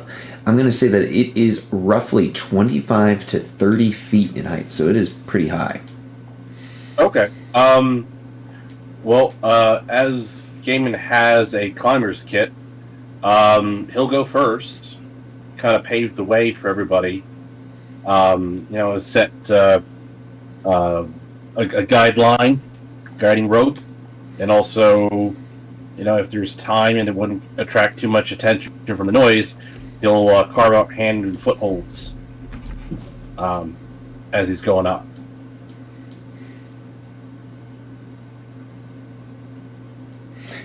Absolutely. On your way up, because you have climbing gear, you can make this athletics check to climb at advantage. Okay. Good thing I had advantage. Okay, Gaiman is able to, with a 23, to set a climbing path for you guys to follow him up this giant dock to the top, so you guys can climb from PBR up to the island of Solstice proper. Is the B team coming with us, or are they staying on PBR? That is for you guys to tell me. Do you wish for Velishgant, for your friend Danica, and do you wish for Nabernacher to all come with? Do you wish for Watto to come with you? Oh yes, who knows when I might find some good use for Watto's sexy throbbing nerd brain. Gross. I second that. I said what I said. Yeah, and we said what we said. But you know what? We're gonna move forward. We're gonna move past it, and you'll bring it up again in the future, and that's just how it is. Okay, all right. Okay. So is everyone coming with? We accept Watto's sexy throbbing nerd brain.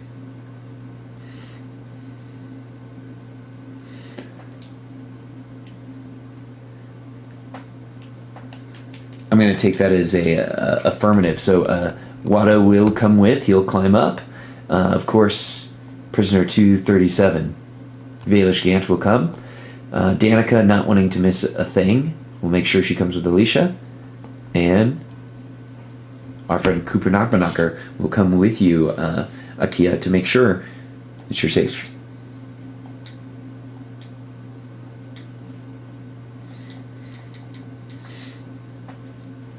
hey, for the PCs that are climbing up after gaming, you guys have advantage on your athletics checks to climb up to the top of this rock wall.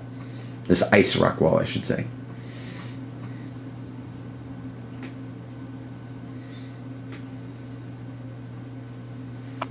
Whoa!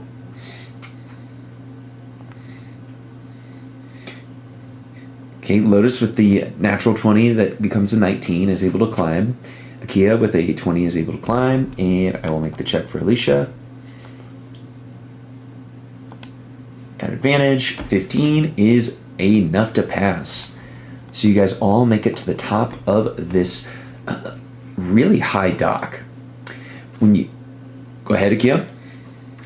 I was just gonna say, it looks like some of us are making use of those ropes that catch you when you fall. Like when you set your anchor, looks like a couple of us are using those, saving us from falling. Absolutely, that's the show of advantage there.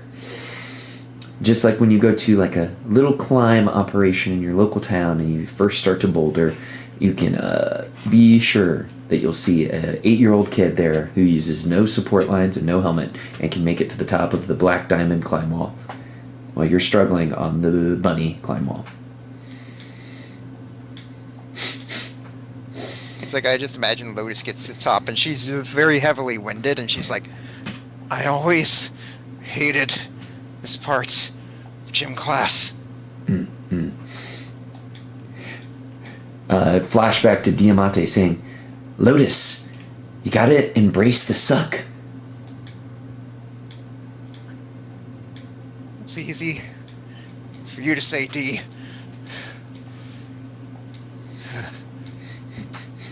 Like, you had a class, like, for a bloke named Jim, or like a bloke named Jim taught the class? Well, I don't remember what his first name was. Well, Jim. You just said it. Gym class. No, not as in, like, it was named Jim, but he was... The class was called gym class, and she basically just spends the time while we're recovering from the climb doing the running down how gym class worked for her. And she didn't really care much for it, as you can probably imagine. Like, that sounds amazing. You get to, tone your muscles, work out. I mean, I don't see what the deal is with, having a class with Jim. Well, David's going to look over to Akia, like, help me out here. Am I missing something?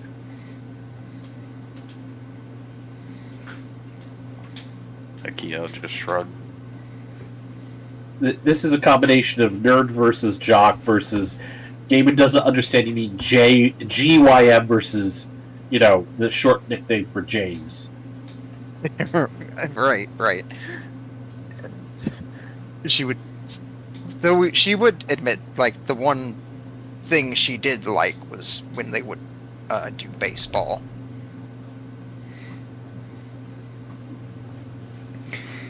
Now, as you guys are kind of having this conversation, you see that at the back of the dock, there are giant-sized steps that climb to the top of this 50-foot cliff. And approximately at the top of the 50-foot cliff, you can see a very wide path set out in front of you.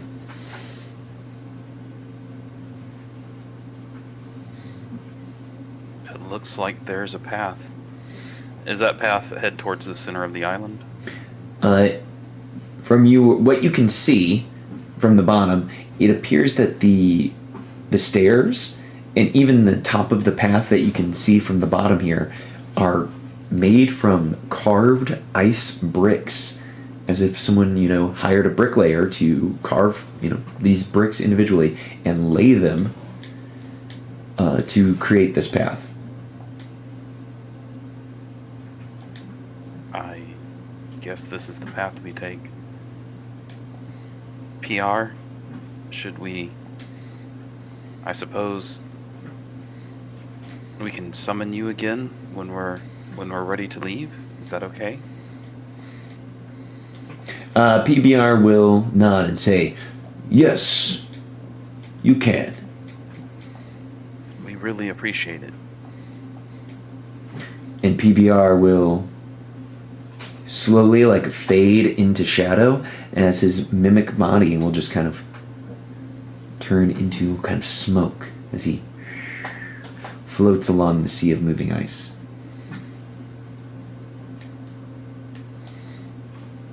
Akia will dim their light as Elisa suggested and start making their way down the path.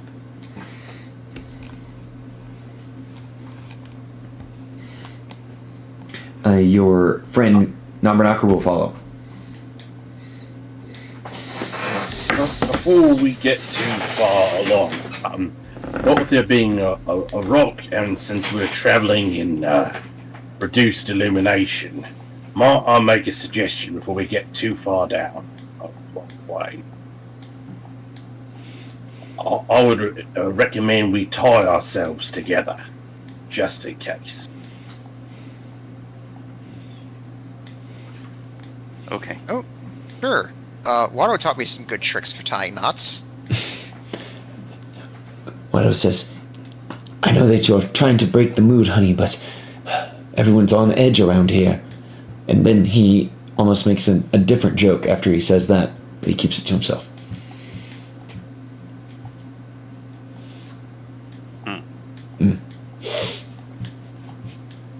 So I've got about 100 feet of rope myself. Reckon that's enough, or do we think we need more? Well,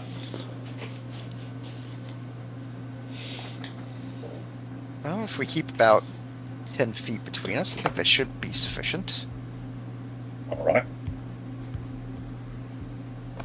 So I guess we're all hitched up together by rope. That being said, I think we would have to work out a marching order, wouldn't we? Yes, and I'm going to have to create a new convenient effect for rope.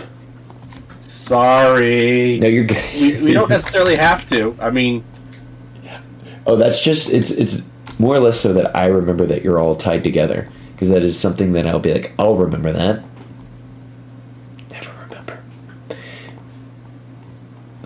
I think gaming should be in the middle, for what it's worth.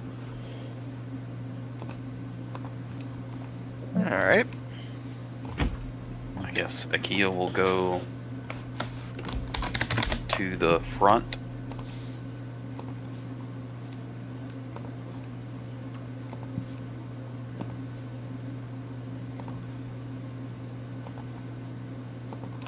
And I guess I'll take up the rear.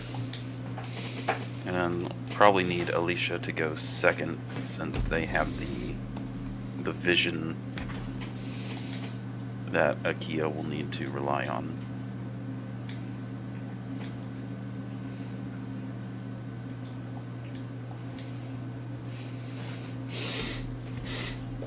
All right, you guys are all tied up, and you've got your marching order. So, Alicia's going to be second.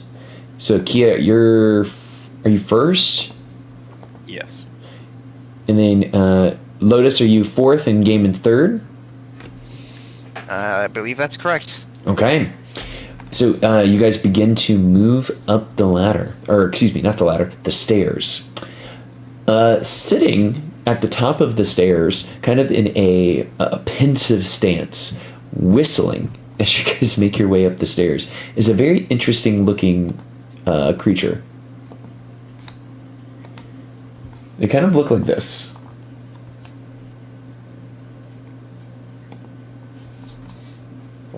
And they have what appears to be like a nail file as they are filing their nails, but it is clearly made of ice.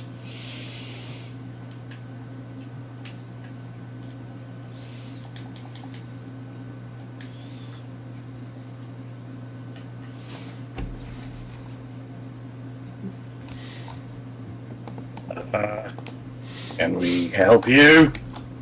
Oh, they don't look like that. They look like this. Wait, Do I have you all selected somehow?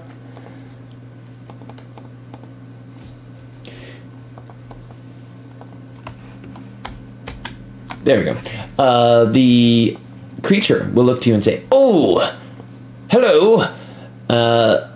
Welcome to the island of Solstice. I am Sopo, a simple curator of the histories, a simple guide. Welcome. Would you all be in need of a guide and service of that type?"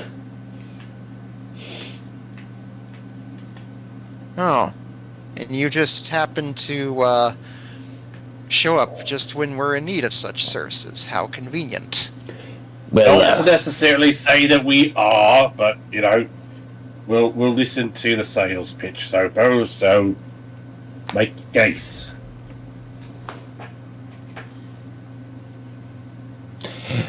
well, I have simply been waiting for quite a while.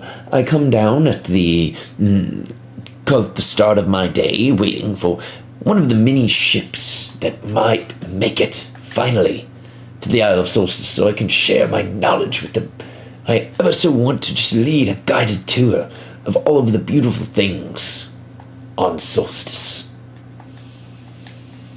Can we please take the guided tour? Akio Well. will say to the group. We could, but I so love guided tours. yes, but It's like being at a museum. I've always wanted to go to one. I assume that's what it's like.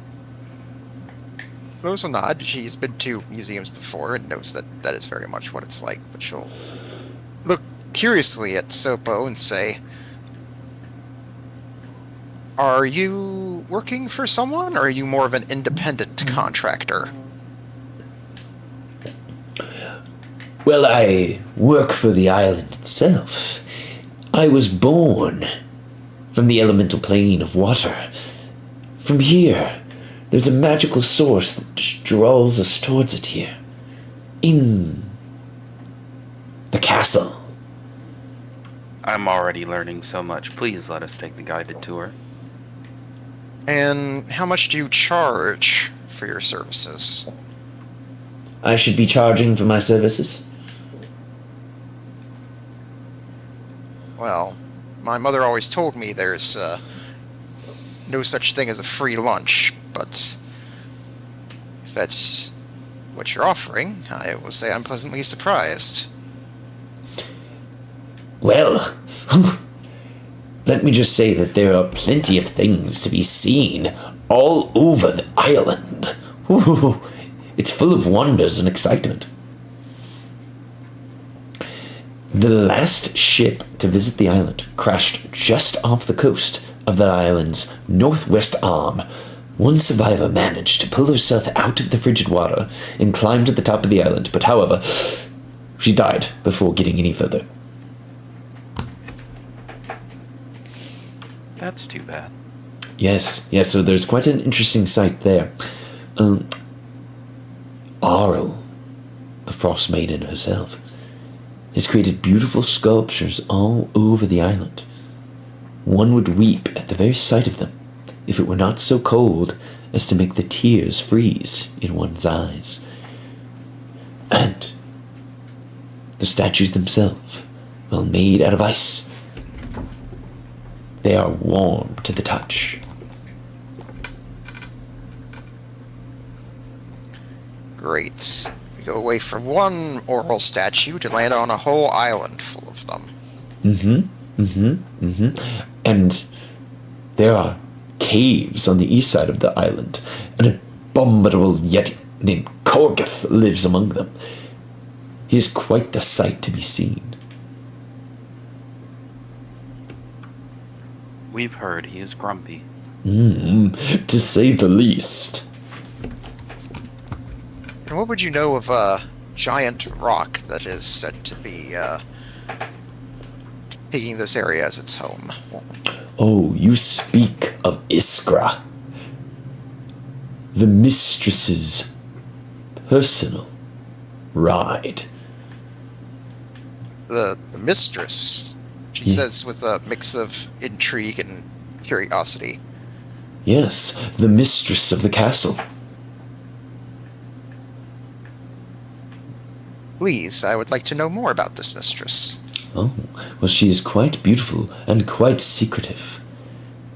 I do not even know her name. I just know that she lives in the castle.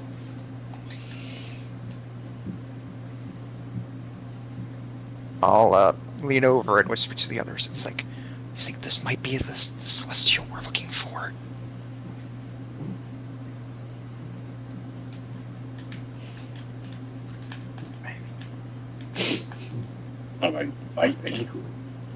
Although I've got to admit, hearing Nasopo tell us some of these stories seems to be raising more questions than answering.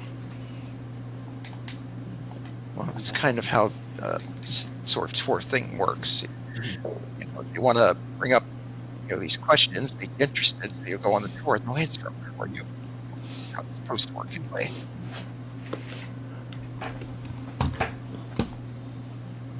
Can we go on the guided tour now? All right. Yes, Akia, we can go on the tour. Thank you. Sopo, let's go on the tour. Why, of course.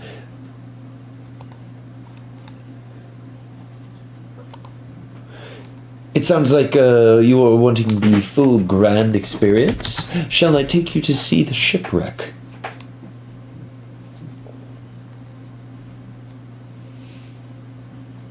I mean, might as well.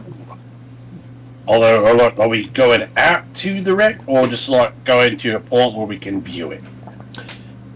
I thought I would take you to a point to view the shipwreck. It's quite beautiful. Sounds good to me. All right. All right, everyone. Well, please follow me, and please watch your step. It's quite slippery here on the island of Solstice.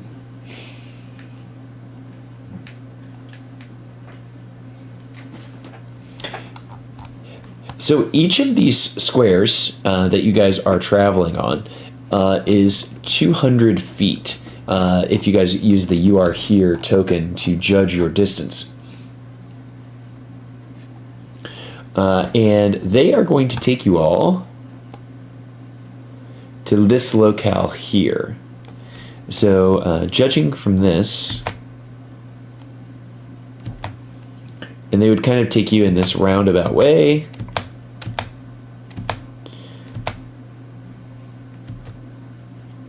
Or you know what they would do? They wouldn't take you that way. They would take you the long way around. So they would start you at the dock.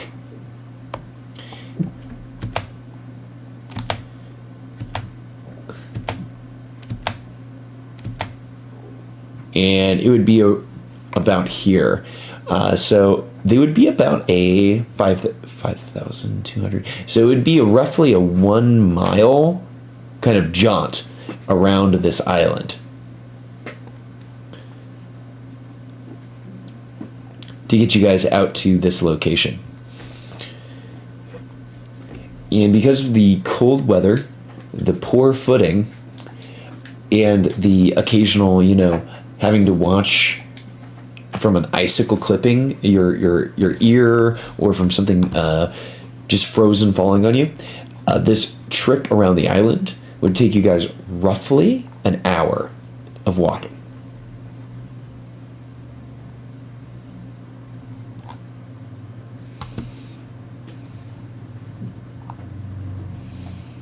Do we pass by any of the statues on the way?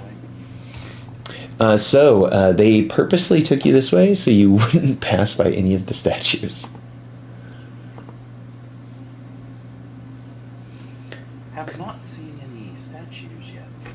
Yes, I have done that to save those beautiful things for the next portion of our tour. I don't want to ruin all of the beautiful things for you.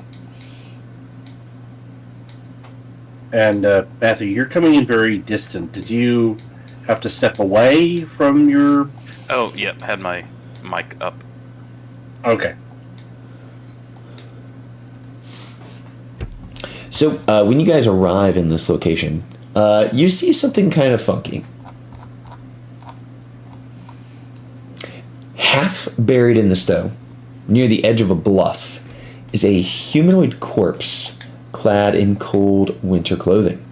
Clutched in one of its hands is an orb made of smoky gray quartz.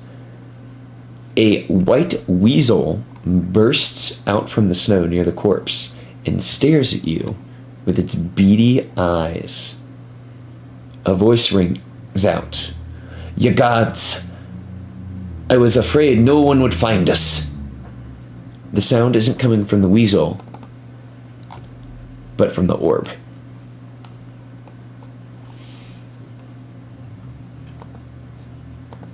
Hello. And let me put some, as you see this little guy kind of scrambling around. Aw. Be careful. We don't know what its intentions are. Even the animal is talking. The voices are coming from the orb.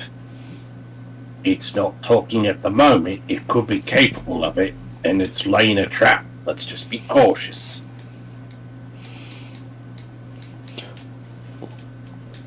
The Given ice your with it. initial reaction of awe, that strikes me as a pretty effective trap if one was to lay one. Hello. Are you setting a trap for us? The very cute weasel does kind of a dance in the snow, kind of running around in circles around the frozen humanoid hand.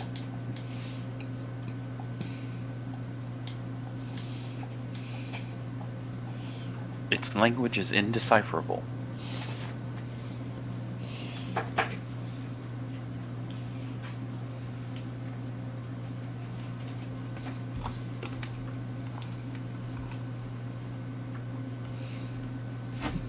Hello? Akia just calls out to no one in particular as they hear voices. Hello, I'm here in the hand of this dead wizard. I'm the orb.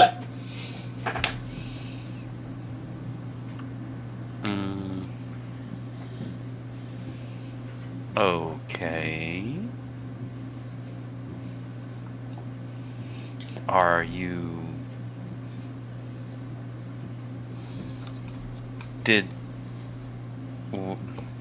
This is confusing.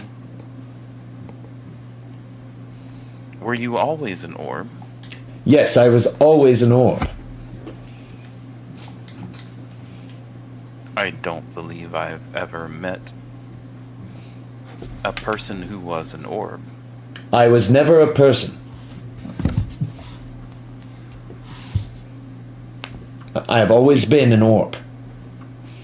You sound like a person. Yes, I am sentient.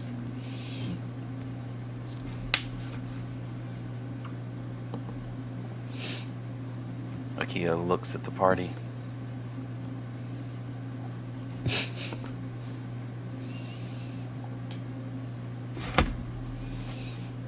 Looks A back little at the wary orb. of trusting a sentient orb. Well, to be fair, you've been a little wary of trusting anyone or indeed anything lately. Well, the second I don't is the second we get ambushed. I mean, probably true.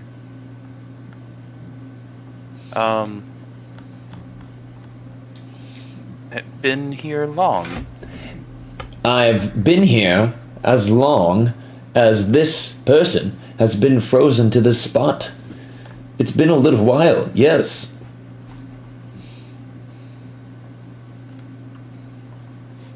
Are you having a good day. I would say I've been having a very poor stretch of days. That is unfortunate.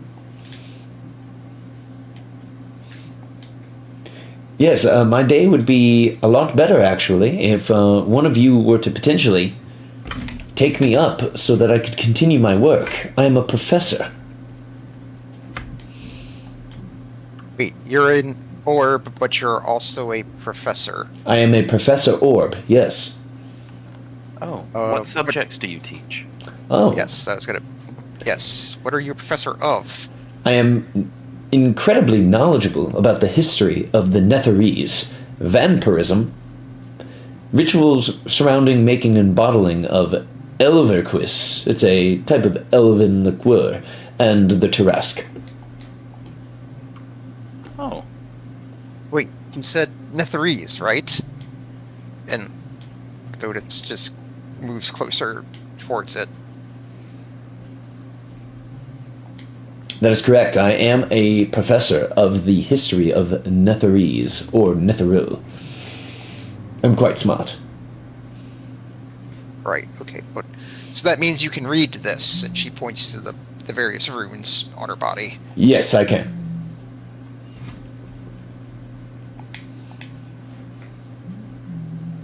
You have many a spell written upon you. In the ancient Netherese language. That is quite interesting. Yes, it was definitely quite the adventure that led to these being on me, and I hope to hopefully cast a very powerful spell off of them and get them off my body, because I do not feel I feel very self-conscious about them. Ah, as an orb, I have never felt conscious or self-conscious about my body. I am circular, the most powerful of shape. I still think that the spells look very nice.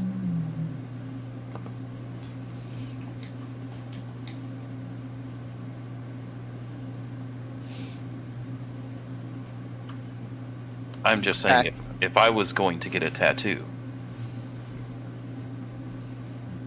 and Akia just like does that little hand gesture, Vanna White's.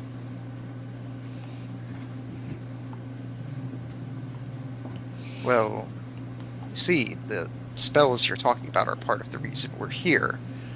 We need a component to cast one of them.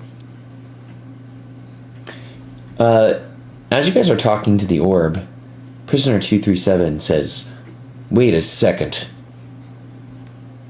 You all, I recognize that weasel, and I recognize that arm. I know who that is. That's Naslantamir. She's a member of the Arcane Brotherhood."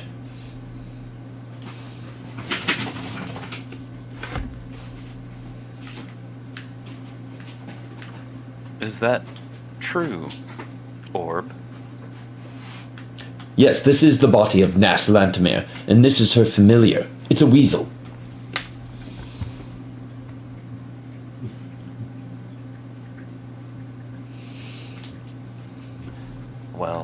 Well met, Weasel and Mr. Orb. The weasel waves.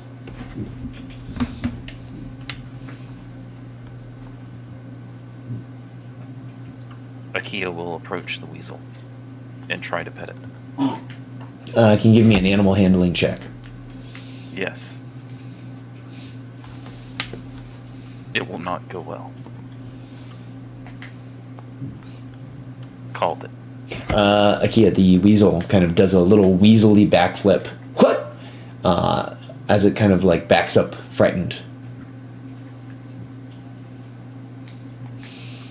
Yep, Akia probably is, for a 2, I think Akia is just like chasing it a little bit, not understanding what's going on. Mm-hmm. That sounds about right. The orb will announce to you all, I would be careful. I feel that there is a haunting nearby, as if Nas was not too happy about her untimely passing due to being frostbitten to death.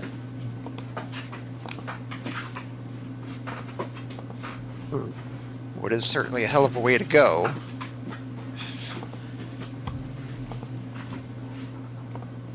You know, she just sort of trails off, thinking of how if she hadn't been found by those hunters, that she could have met a very similar fate.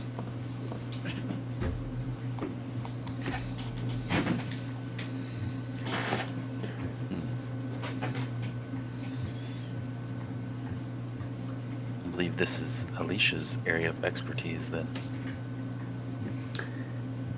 Alicia will look around and say, if this Nas Lantamir died, full of regret, hoping to accomplish something that was left unaccomplished, her spirit could be stuck here on the prime material as a ghost somewhere.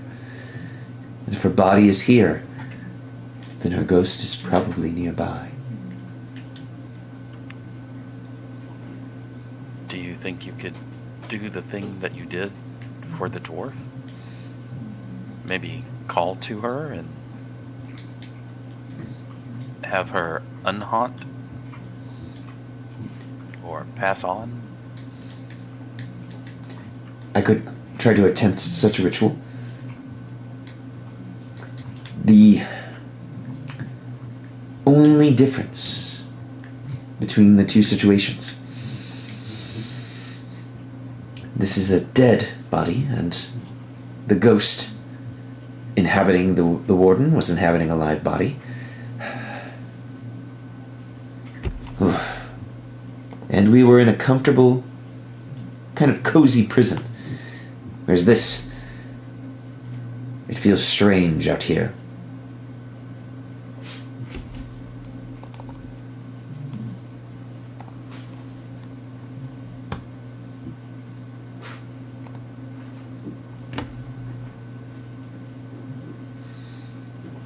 Well, I wouldn't want you or your furry friend here to meet the same fate. I mean, I know this may be a bit presumptuous of me, but you could come with us. The orb says, I would find that most pleasant. I am a professor.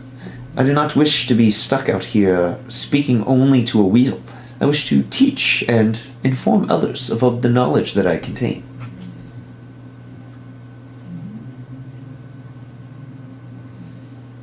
Very well. Do you and the weasel have a name? Well, I am Professor Scant. And the weasel's name is Zelenor. Zelenor was Nasa's familiar. I am quite confused on why Zelenor still exists.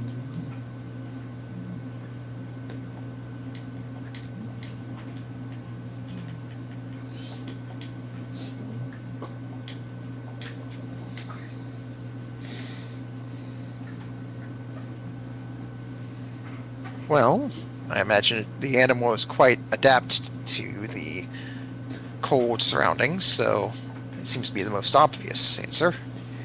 Oh, do you not have a familiar? Is one of you a spellcaster that would have such a creature with you? Well, I am not a wizard, I am a sorcerer, so... and never really afford a pet or familiar of my own, even before I had magical powers. Sorry, I sort of zoned out for a moment there, but I don't have a familiar exactly, but Kumakyu's sort of like a familiar. Ah, a traditional familiar would not stick around after your untimely death. It would vanish back to its plane of existence.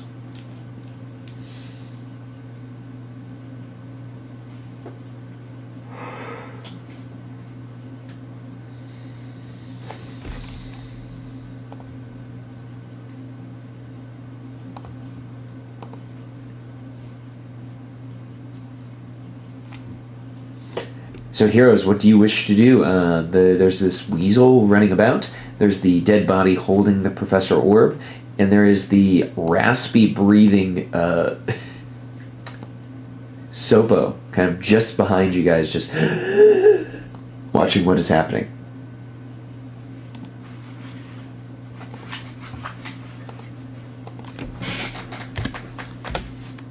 Should we? Well, I don't believe it'd be very nice of us to leave Mr. Orb here by themselves. Yes, and while I'm not looking to touch a dead body myself, this could be a good use for the mage hand.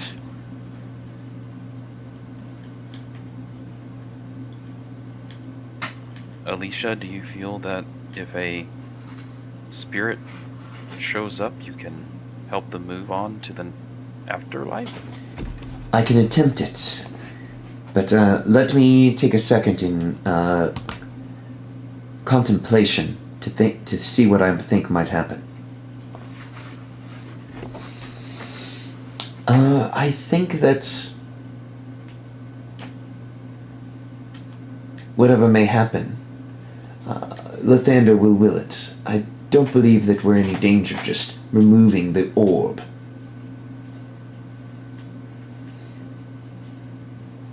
Alright. So, Lewis will keep a bit of a distance, just in case anything comes back to life. She'll send out her mage hand to use it to very gingerly reach under the hand of the body and pick up the orb.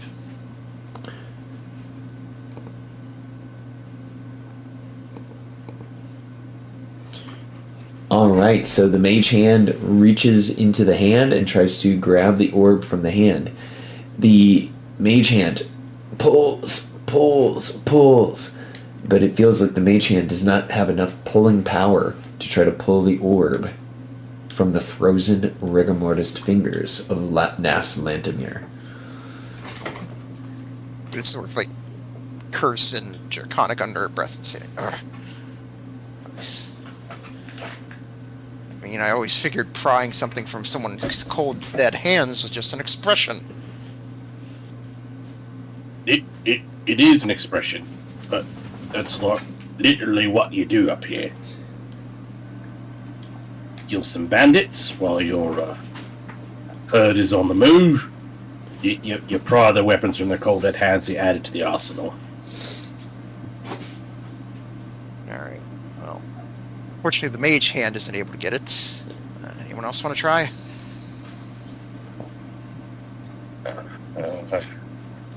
Akia will walk up to the hand, kind of look at the party, and just sort of start reaching for it, see if anybody's going to stop them. Hold on.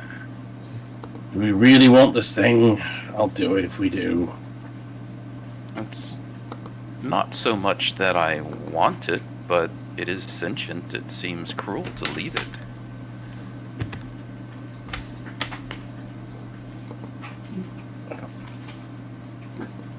If this thing takes over me, knock me the fuck out hard and fast. Otherwise, it's going to be really bad. Well, if anyone's going to get possessed, it should probably be me. If you get possessed, it will be very difficult to knock you out. Yeah, that's a good point. Alright, have at it, mate. Alright, and Akia will attempt to remove Mr. Orb from the grasp of the dead lady's hand.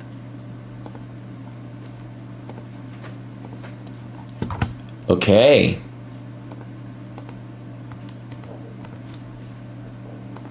So, Akia, as you're going to draw this item from the hand, you hear kind of cracking and almost like moaning coming from the body as gas is escaping from it as you go to pull on the arm, and you feel the fingers on it begin to kind of snap and crackle, and after just a moment of effort, you kind of get the orb free, but as you get the orb free from the body, a spectral humanoid escapes the bonds of the body and flies like almost into you, and I'm going to need you to give me a charisma saving throw. All right. As Nas Lantimir's ghost would like to possess you. All right. I'm gonna use a DM inspiration since I'm capped.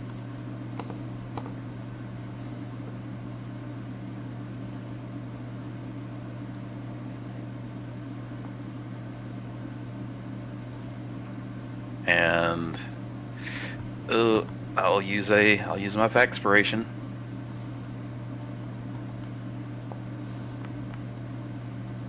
And I'll overclock. Flash of genius. But that won't get you there, will it? Because you're only at a 13. Okay, so that's 11, 12, 13. That's a 17. Oh, I don't know. I don't know. A 17 what is the, enough. Wait, your intelligence is only +4, isn't it? Oh, yes. Sorry, I thought it was +5 for some reason. Okay, so yeah, you are able to resist the ghost from possessing you. It takes a lot out of me, though. So the ghost is just right next to your body, and it says, "What are you doing?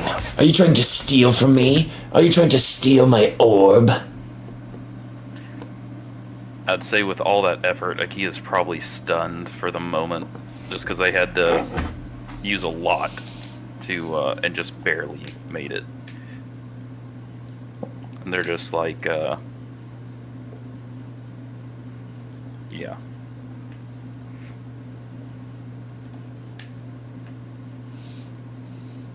Well, I mean, we're not stealing it. It's a sentient thing, and you're dead, so unless you want to come along with, I mean, we're not stealing it. We're keeping it sane. It doesn't want to stay here. Is that sloppy snake? That motherfucker Valishgant? The ghost will say, "I should kill you where you stand." And Gant goes, That would be acceptable. He goes, but guys, Asmodeus has to keep me safe, remember?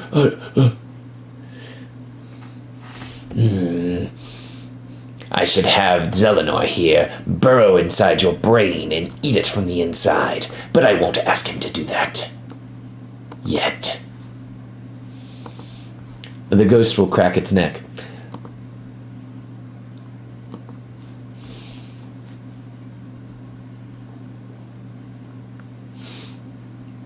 The ghost will look around and say, "What are you all doing here?"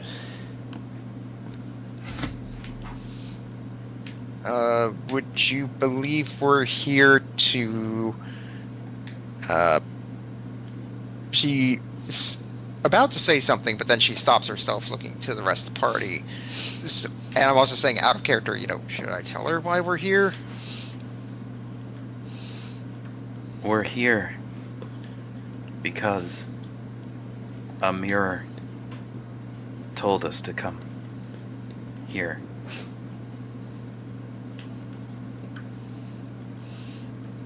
Can you give me a persuasion check?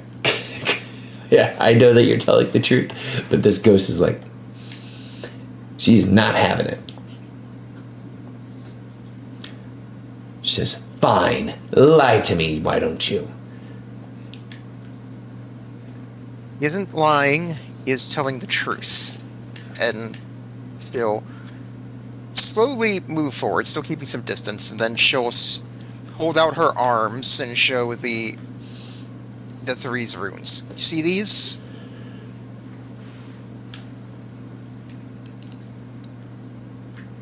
The ghost will say Netherese runes. I've never seen those inscribed upon flesh before. Well, the orb can tell you that they hold very powerful spells, which is part of the reason why we're here.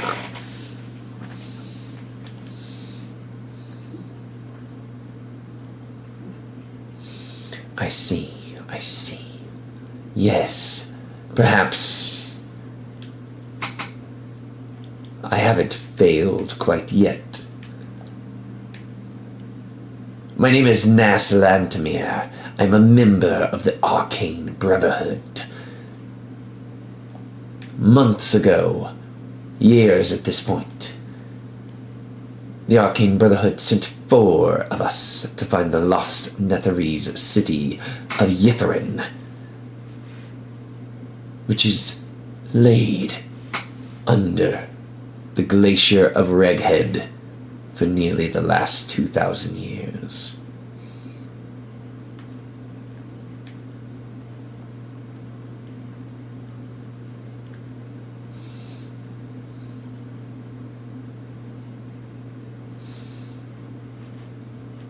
Somewhere on this island, there's a book that can open that glacier, open the secrets of the Nesserese. I came to find it,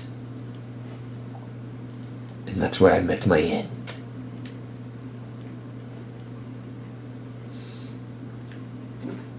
I wonder if that's why the mirror told us to come here.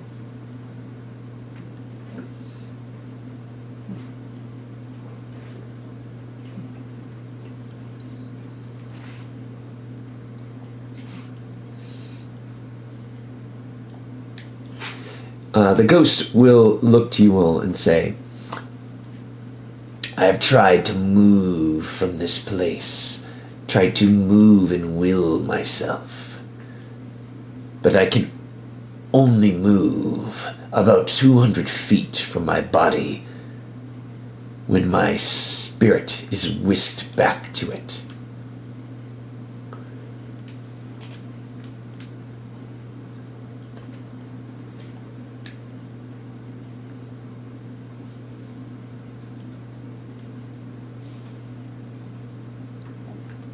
That is unfortunate. Yes, there must be something that you're still needing to do, hence why you're still here.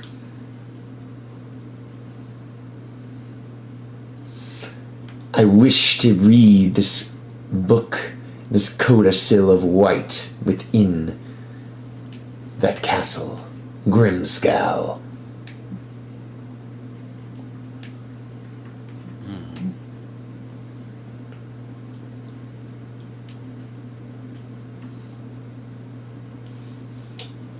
Well, I suppose that leaves us with 2 options if we want to help you. We could attempt to retrieve the book and bring it here. Well, maybe 3 options. Retrieve the book, bring it here, let you read it, and maybe then you'd be able to pass on. Or we could take your body with us to the book, and maybe that would allow your spirit to travel. Or there is a chance that we fail and all die, in which case we should probably try to help you pass on now so that you are not stuck here forever. Do any of those sound best to you? There is another option. You allow me to enter your body and possess you. I do not like that option. What, not enough room in there for 2 souls?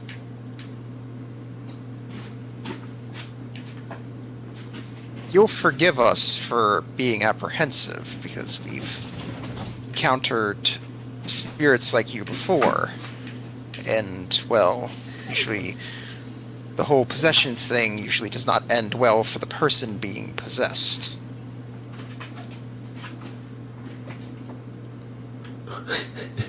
Do you look at Gant and go, Mm-hmm. Alright, no, I'm done with this bullshit. And Gaiman is going to strike forward, and he is going to, using Lucille as like a pickaxe / shovel, he's going to start excavating the frozen body. Okay. So it doesn't take Gaiman too long to kind of knock away all of the ice, all of the snow, all of the accumulated rubble that has made its way around Nast Lantimir's body. The body is clad in cold weather clothing, and near the body, of course, is the Professor Orb. The corpse also seems to have a leather satchel wrapped around it.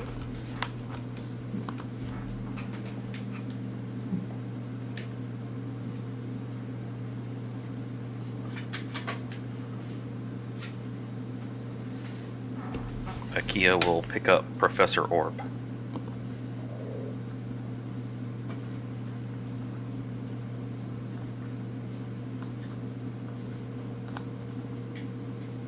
Akia will hand Professor Orb to Kumakyu. And Kumakyu will fly around with Professor Orb.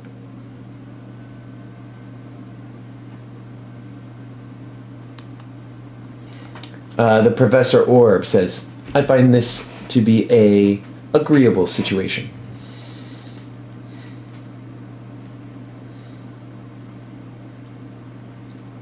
So, Gaiman, you have fully excavated the body of Nast Lantimir. It is fully out of the ice. So what's like the state of the body? Is it kind of like a mummy situation where it's like stiff and brittle? Is it like frozen solid? It's probably pretty well preserved. It's been in the freezer. Well, how am I gonna if we're gonna bring the body with us? Should I like try and make a makeshift sledge? Should I just like fold them up and tie them to my backpack? Like what do I feel might be the best way to transport the body without destroying it? Well, her body is it's like a mummy. It was kind of covered in frostbite, but as Akia pointed out, it's pretty decently preserved. There's no stench or stink to it.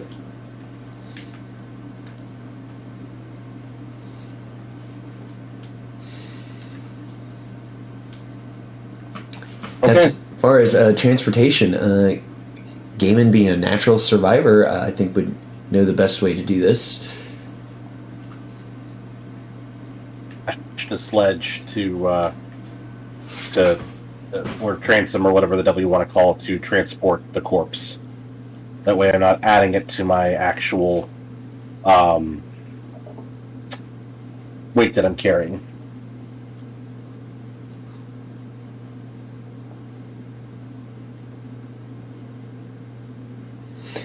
That sounds So good. are there like trees about that I might be able to use some limbs to fashion something, or do I need to use the gear that I have on hand? There are trees about that Gaiman could use to create a makeshift device to drag Nast Lantimir's corpse along with you guys, so that her ghost can move more than 200 feet away from this very spot. Okay. In that case, if the party will allow, I will take the time to fashion something. That way I can drag the body along. Akia will help you.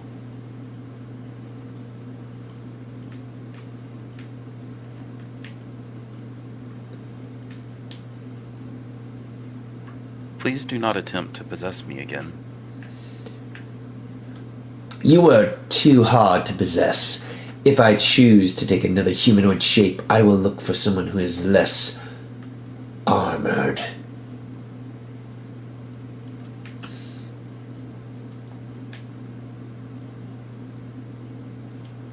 Listen, stop being nasty about it. We're meeting you halfway, okay? We're bringing your body along so you can, get the closure you need, and you don't have to possess anyone. That way, we're all happy, okay? Fine. Gant will pip up and he says, Nass has always been kind of a nasty person. She's always a little short with everyone. I wouldn't take it personally, Gaiman. What do you think you're doing, mate? Trying to ingratiate yourself with me? I'm just telling you the truth. Oh, well, that would certainly be a first for you. Gant sighs. So as this situation is unveiling, you guys have met a few new NPCs here. Nass Lanterbeer's Ghost, the Professor Orb, Professor Scant, the Kendall-esque Sopo. Will ask, I know this is but our first stop on the tour, but are you all happy so far with what you have seen of the Isle of Solstice? I'm not sure happy would be. Yeah, I'm with him on that. It's definitely interesting. I'll say that much. Definitely interesting. Though, I'll speak to the wizard. I did want to ask you, Nass, being of the Arcane Brotherhood, could you tell me about one of your fellow members that I'm curious about? Who would you like to know about? A tiefling evoker goes by the name Avarice. Yes, what would you like to know of Avarice? Anything you can tell me, really. I've been doing some research myself about certain things I'm interested in, and I have been told that she can help me with a certain situation I'm in. She's says being purposely vague for the moment.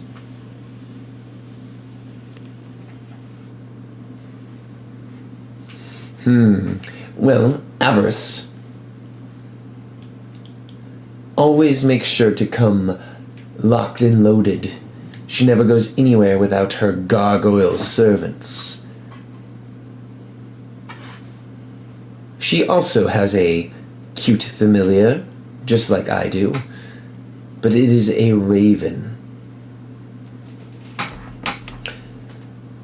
She's been a member of the Arcane Brotherhood for less than 5 years.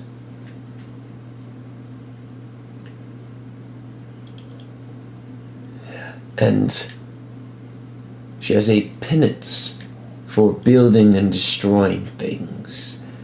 She is a evoker by our wizardly definition, but she is I would call it an architect, designer of things. Who's a sugar chin? Say, has she ever had any interest in anything involving mind flayers?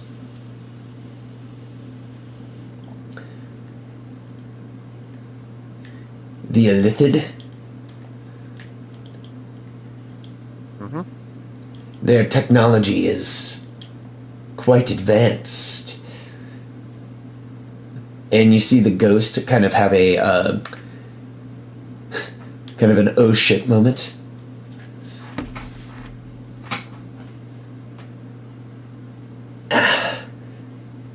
Avarice, she has a headdress that she wears that can become a mask. Is this a illithid technology that you speak of?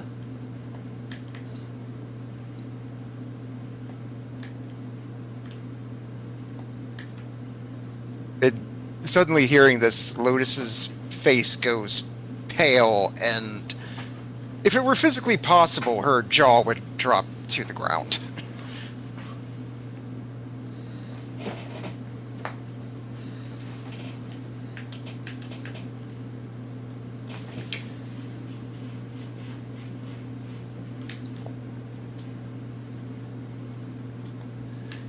The ghost looks nonplussed at your reaction. Alicia runs up to you and will ask you, Lotus, are you okay? I don't know how. Somehow she got a. So I'll look over to Alicia and just like whisper to her, saying, "This confirms it. Somehow Avarice was able to get a hold of another one of these," and she points to her mask.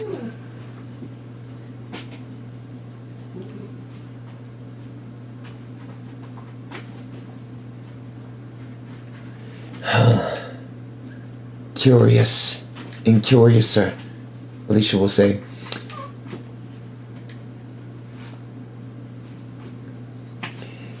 It's just the more I keep hearing about her, it's like the mirror said she could fix me, but there has to be a way.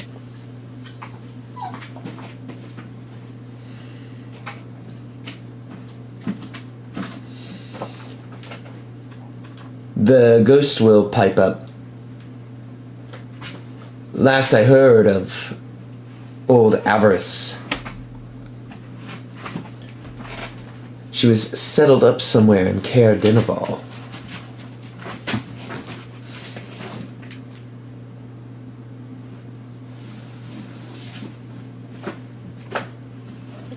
This will nod, since that seems to track with what they've learned about her so far. It's like, yes, we haven't made our way there yet, but I am hoping that she'll be able to help me. But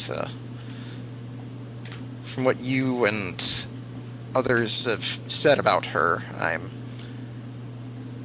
don't know, I'm just sort of not entirely sure she seems like the helpful type.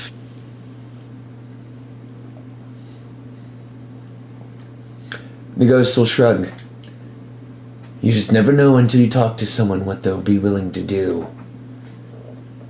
I mean, you all are helping me right now. She might be willing to help you. Just wonder what she might ask in return. There's no such thing as a free lunch, after all. The winged elemental creature, the Mephit, will say, "Lunch? Oh, are you all hungry? Perhaps I could take you to the ice statue garden. And perhaps we could catch you guys a little bit to eat while we're there." Well, we have been walking for a while, and I don't know about you all, but I am starting to feel a bit peckish.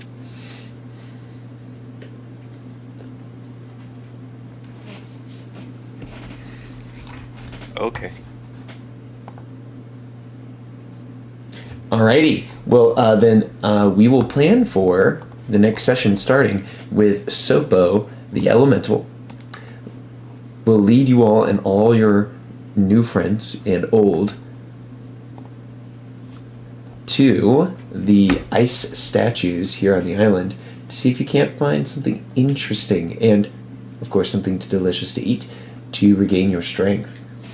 Now, at any point, if you guys are like, we want to go to the castle, take us to the castle, you silly Mephit. The Mephit will show you the way to the castle.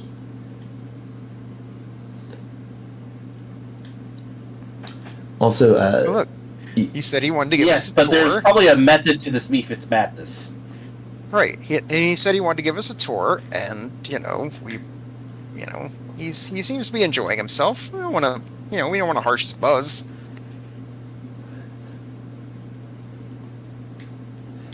That's a great attitude. I love that. Excellent. Well, you guys are officially, I don't know if I ever said this, you guys are officially in Chapter 5 of the adventure here on Grimskull.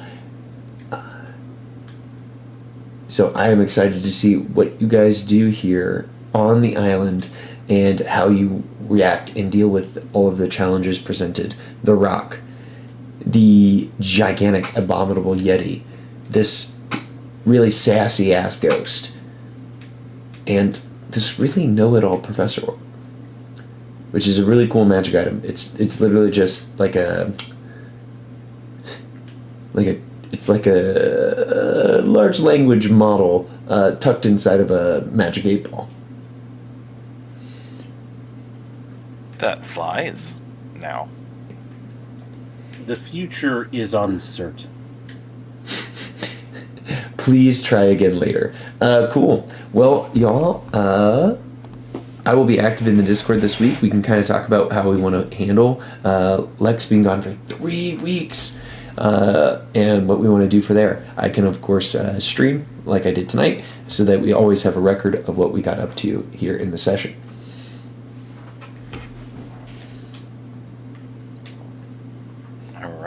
All right. Sounds good. Yeah, Kumaki's holding Dr. Professor Orb like Kumaki's got a big belly, just flying around, just holding its belly. There we go. Patting the belly.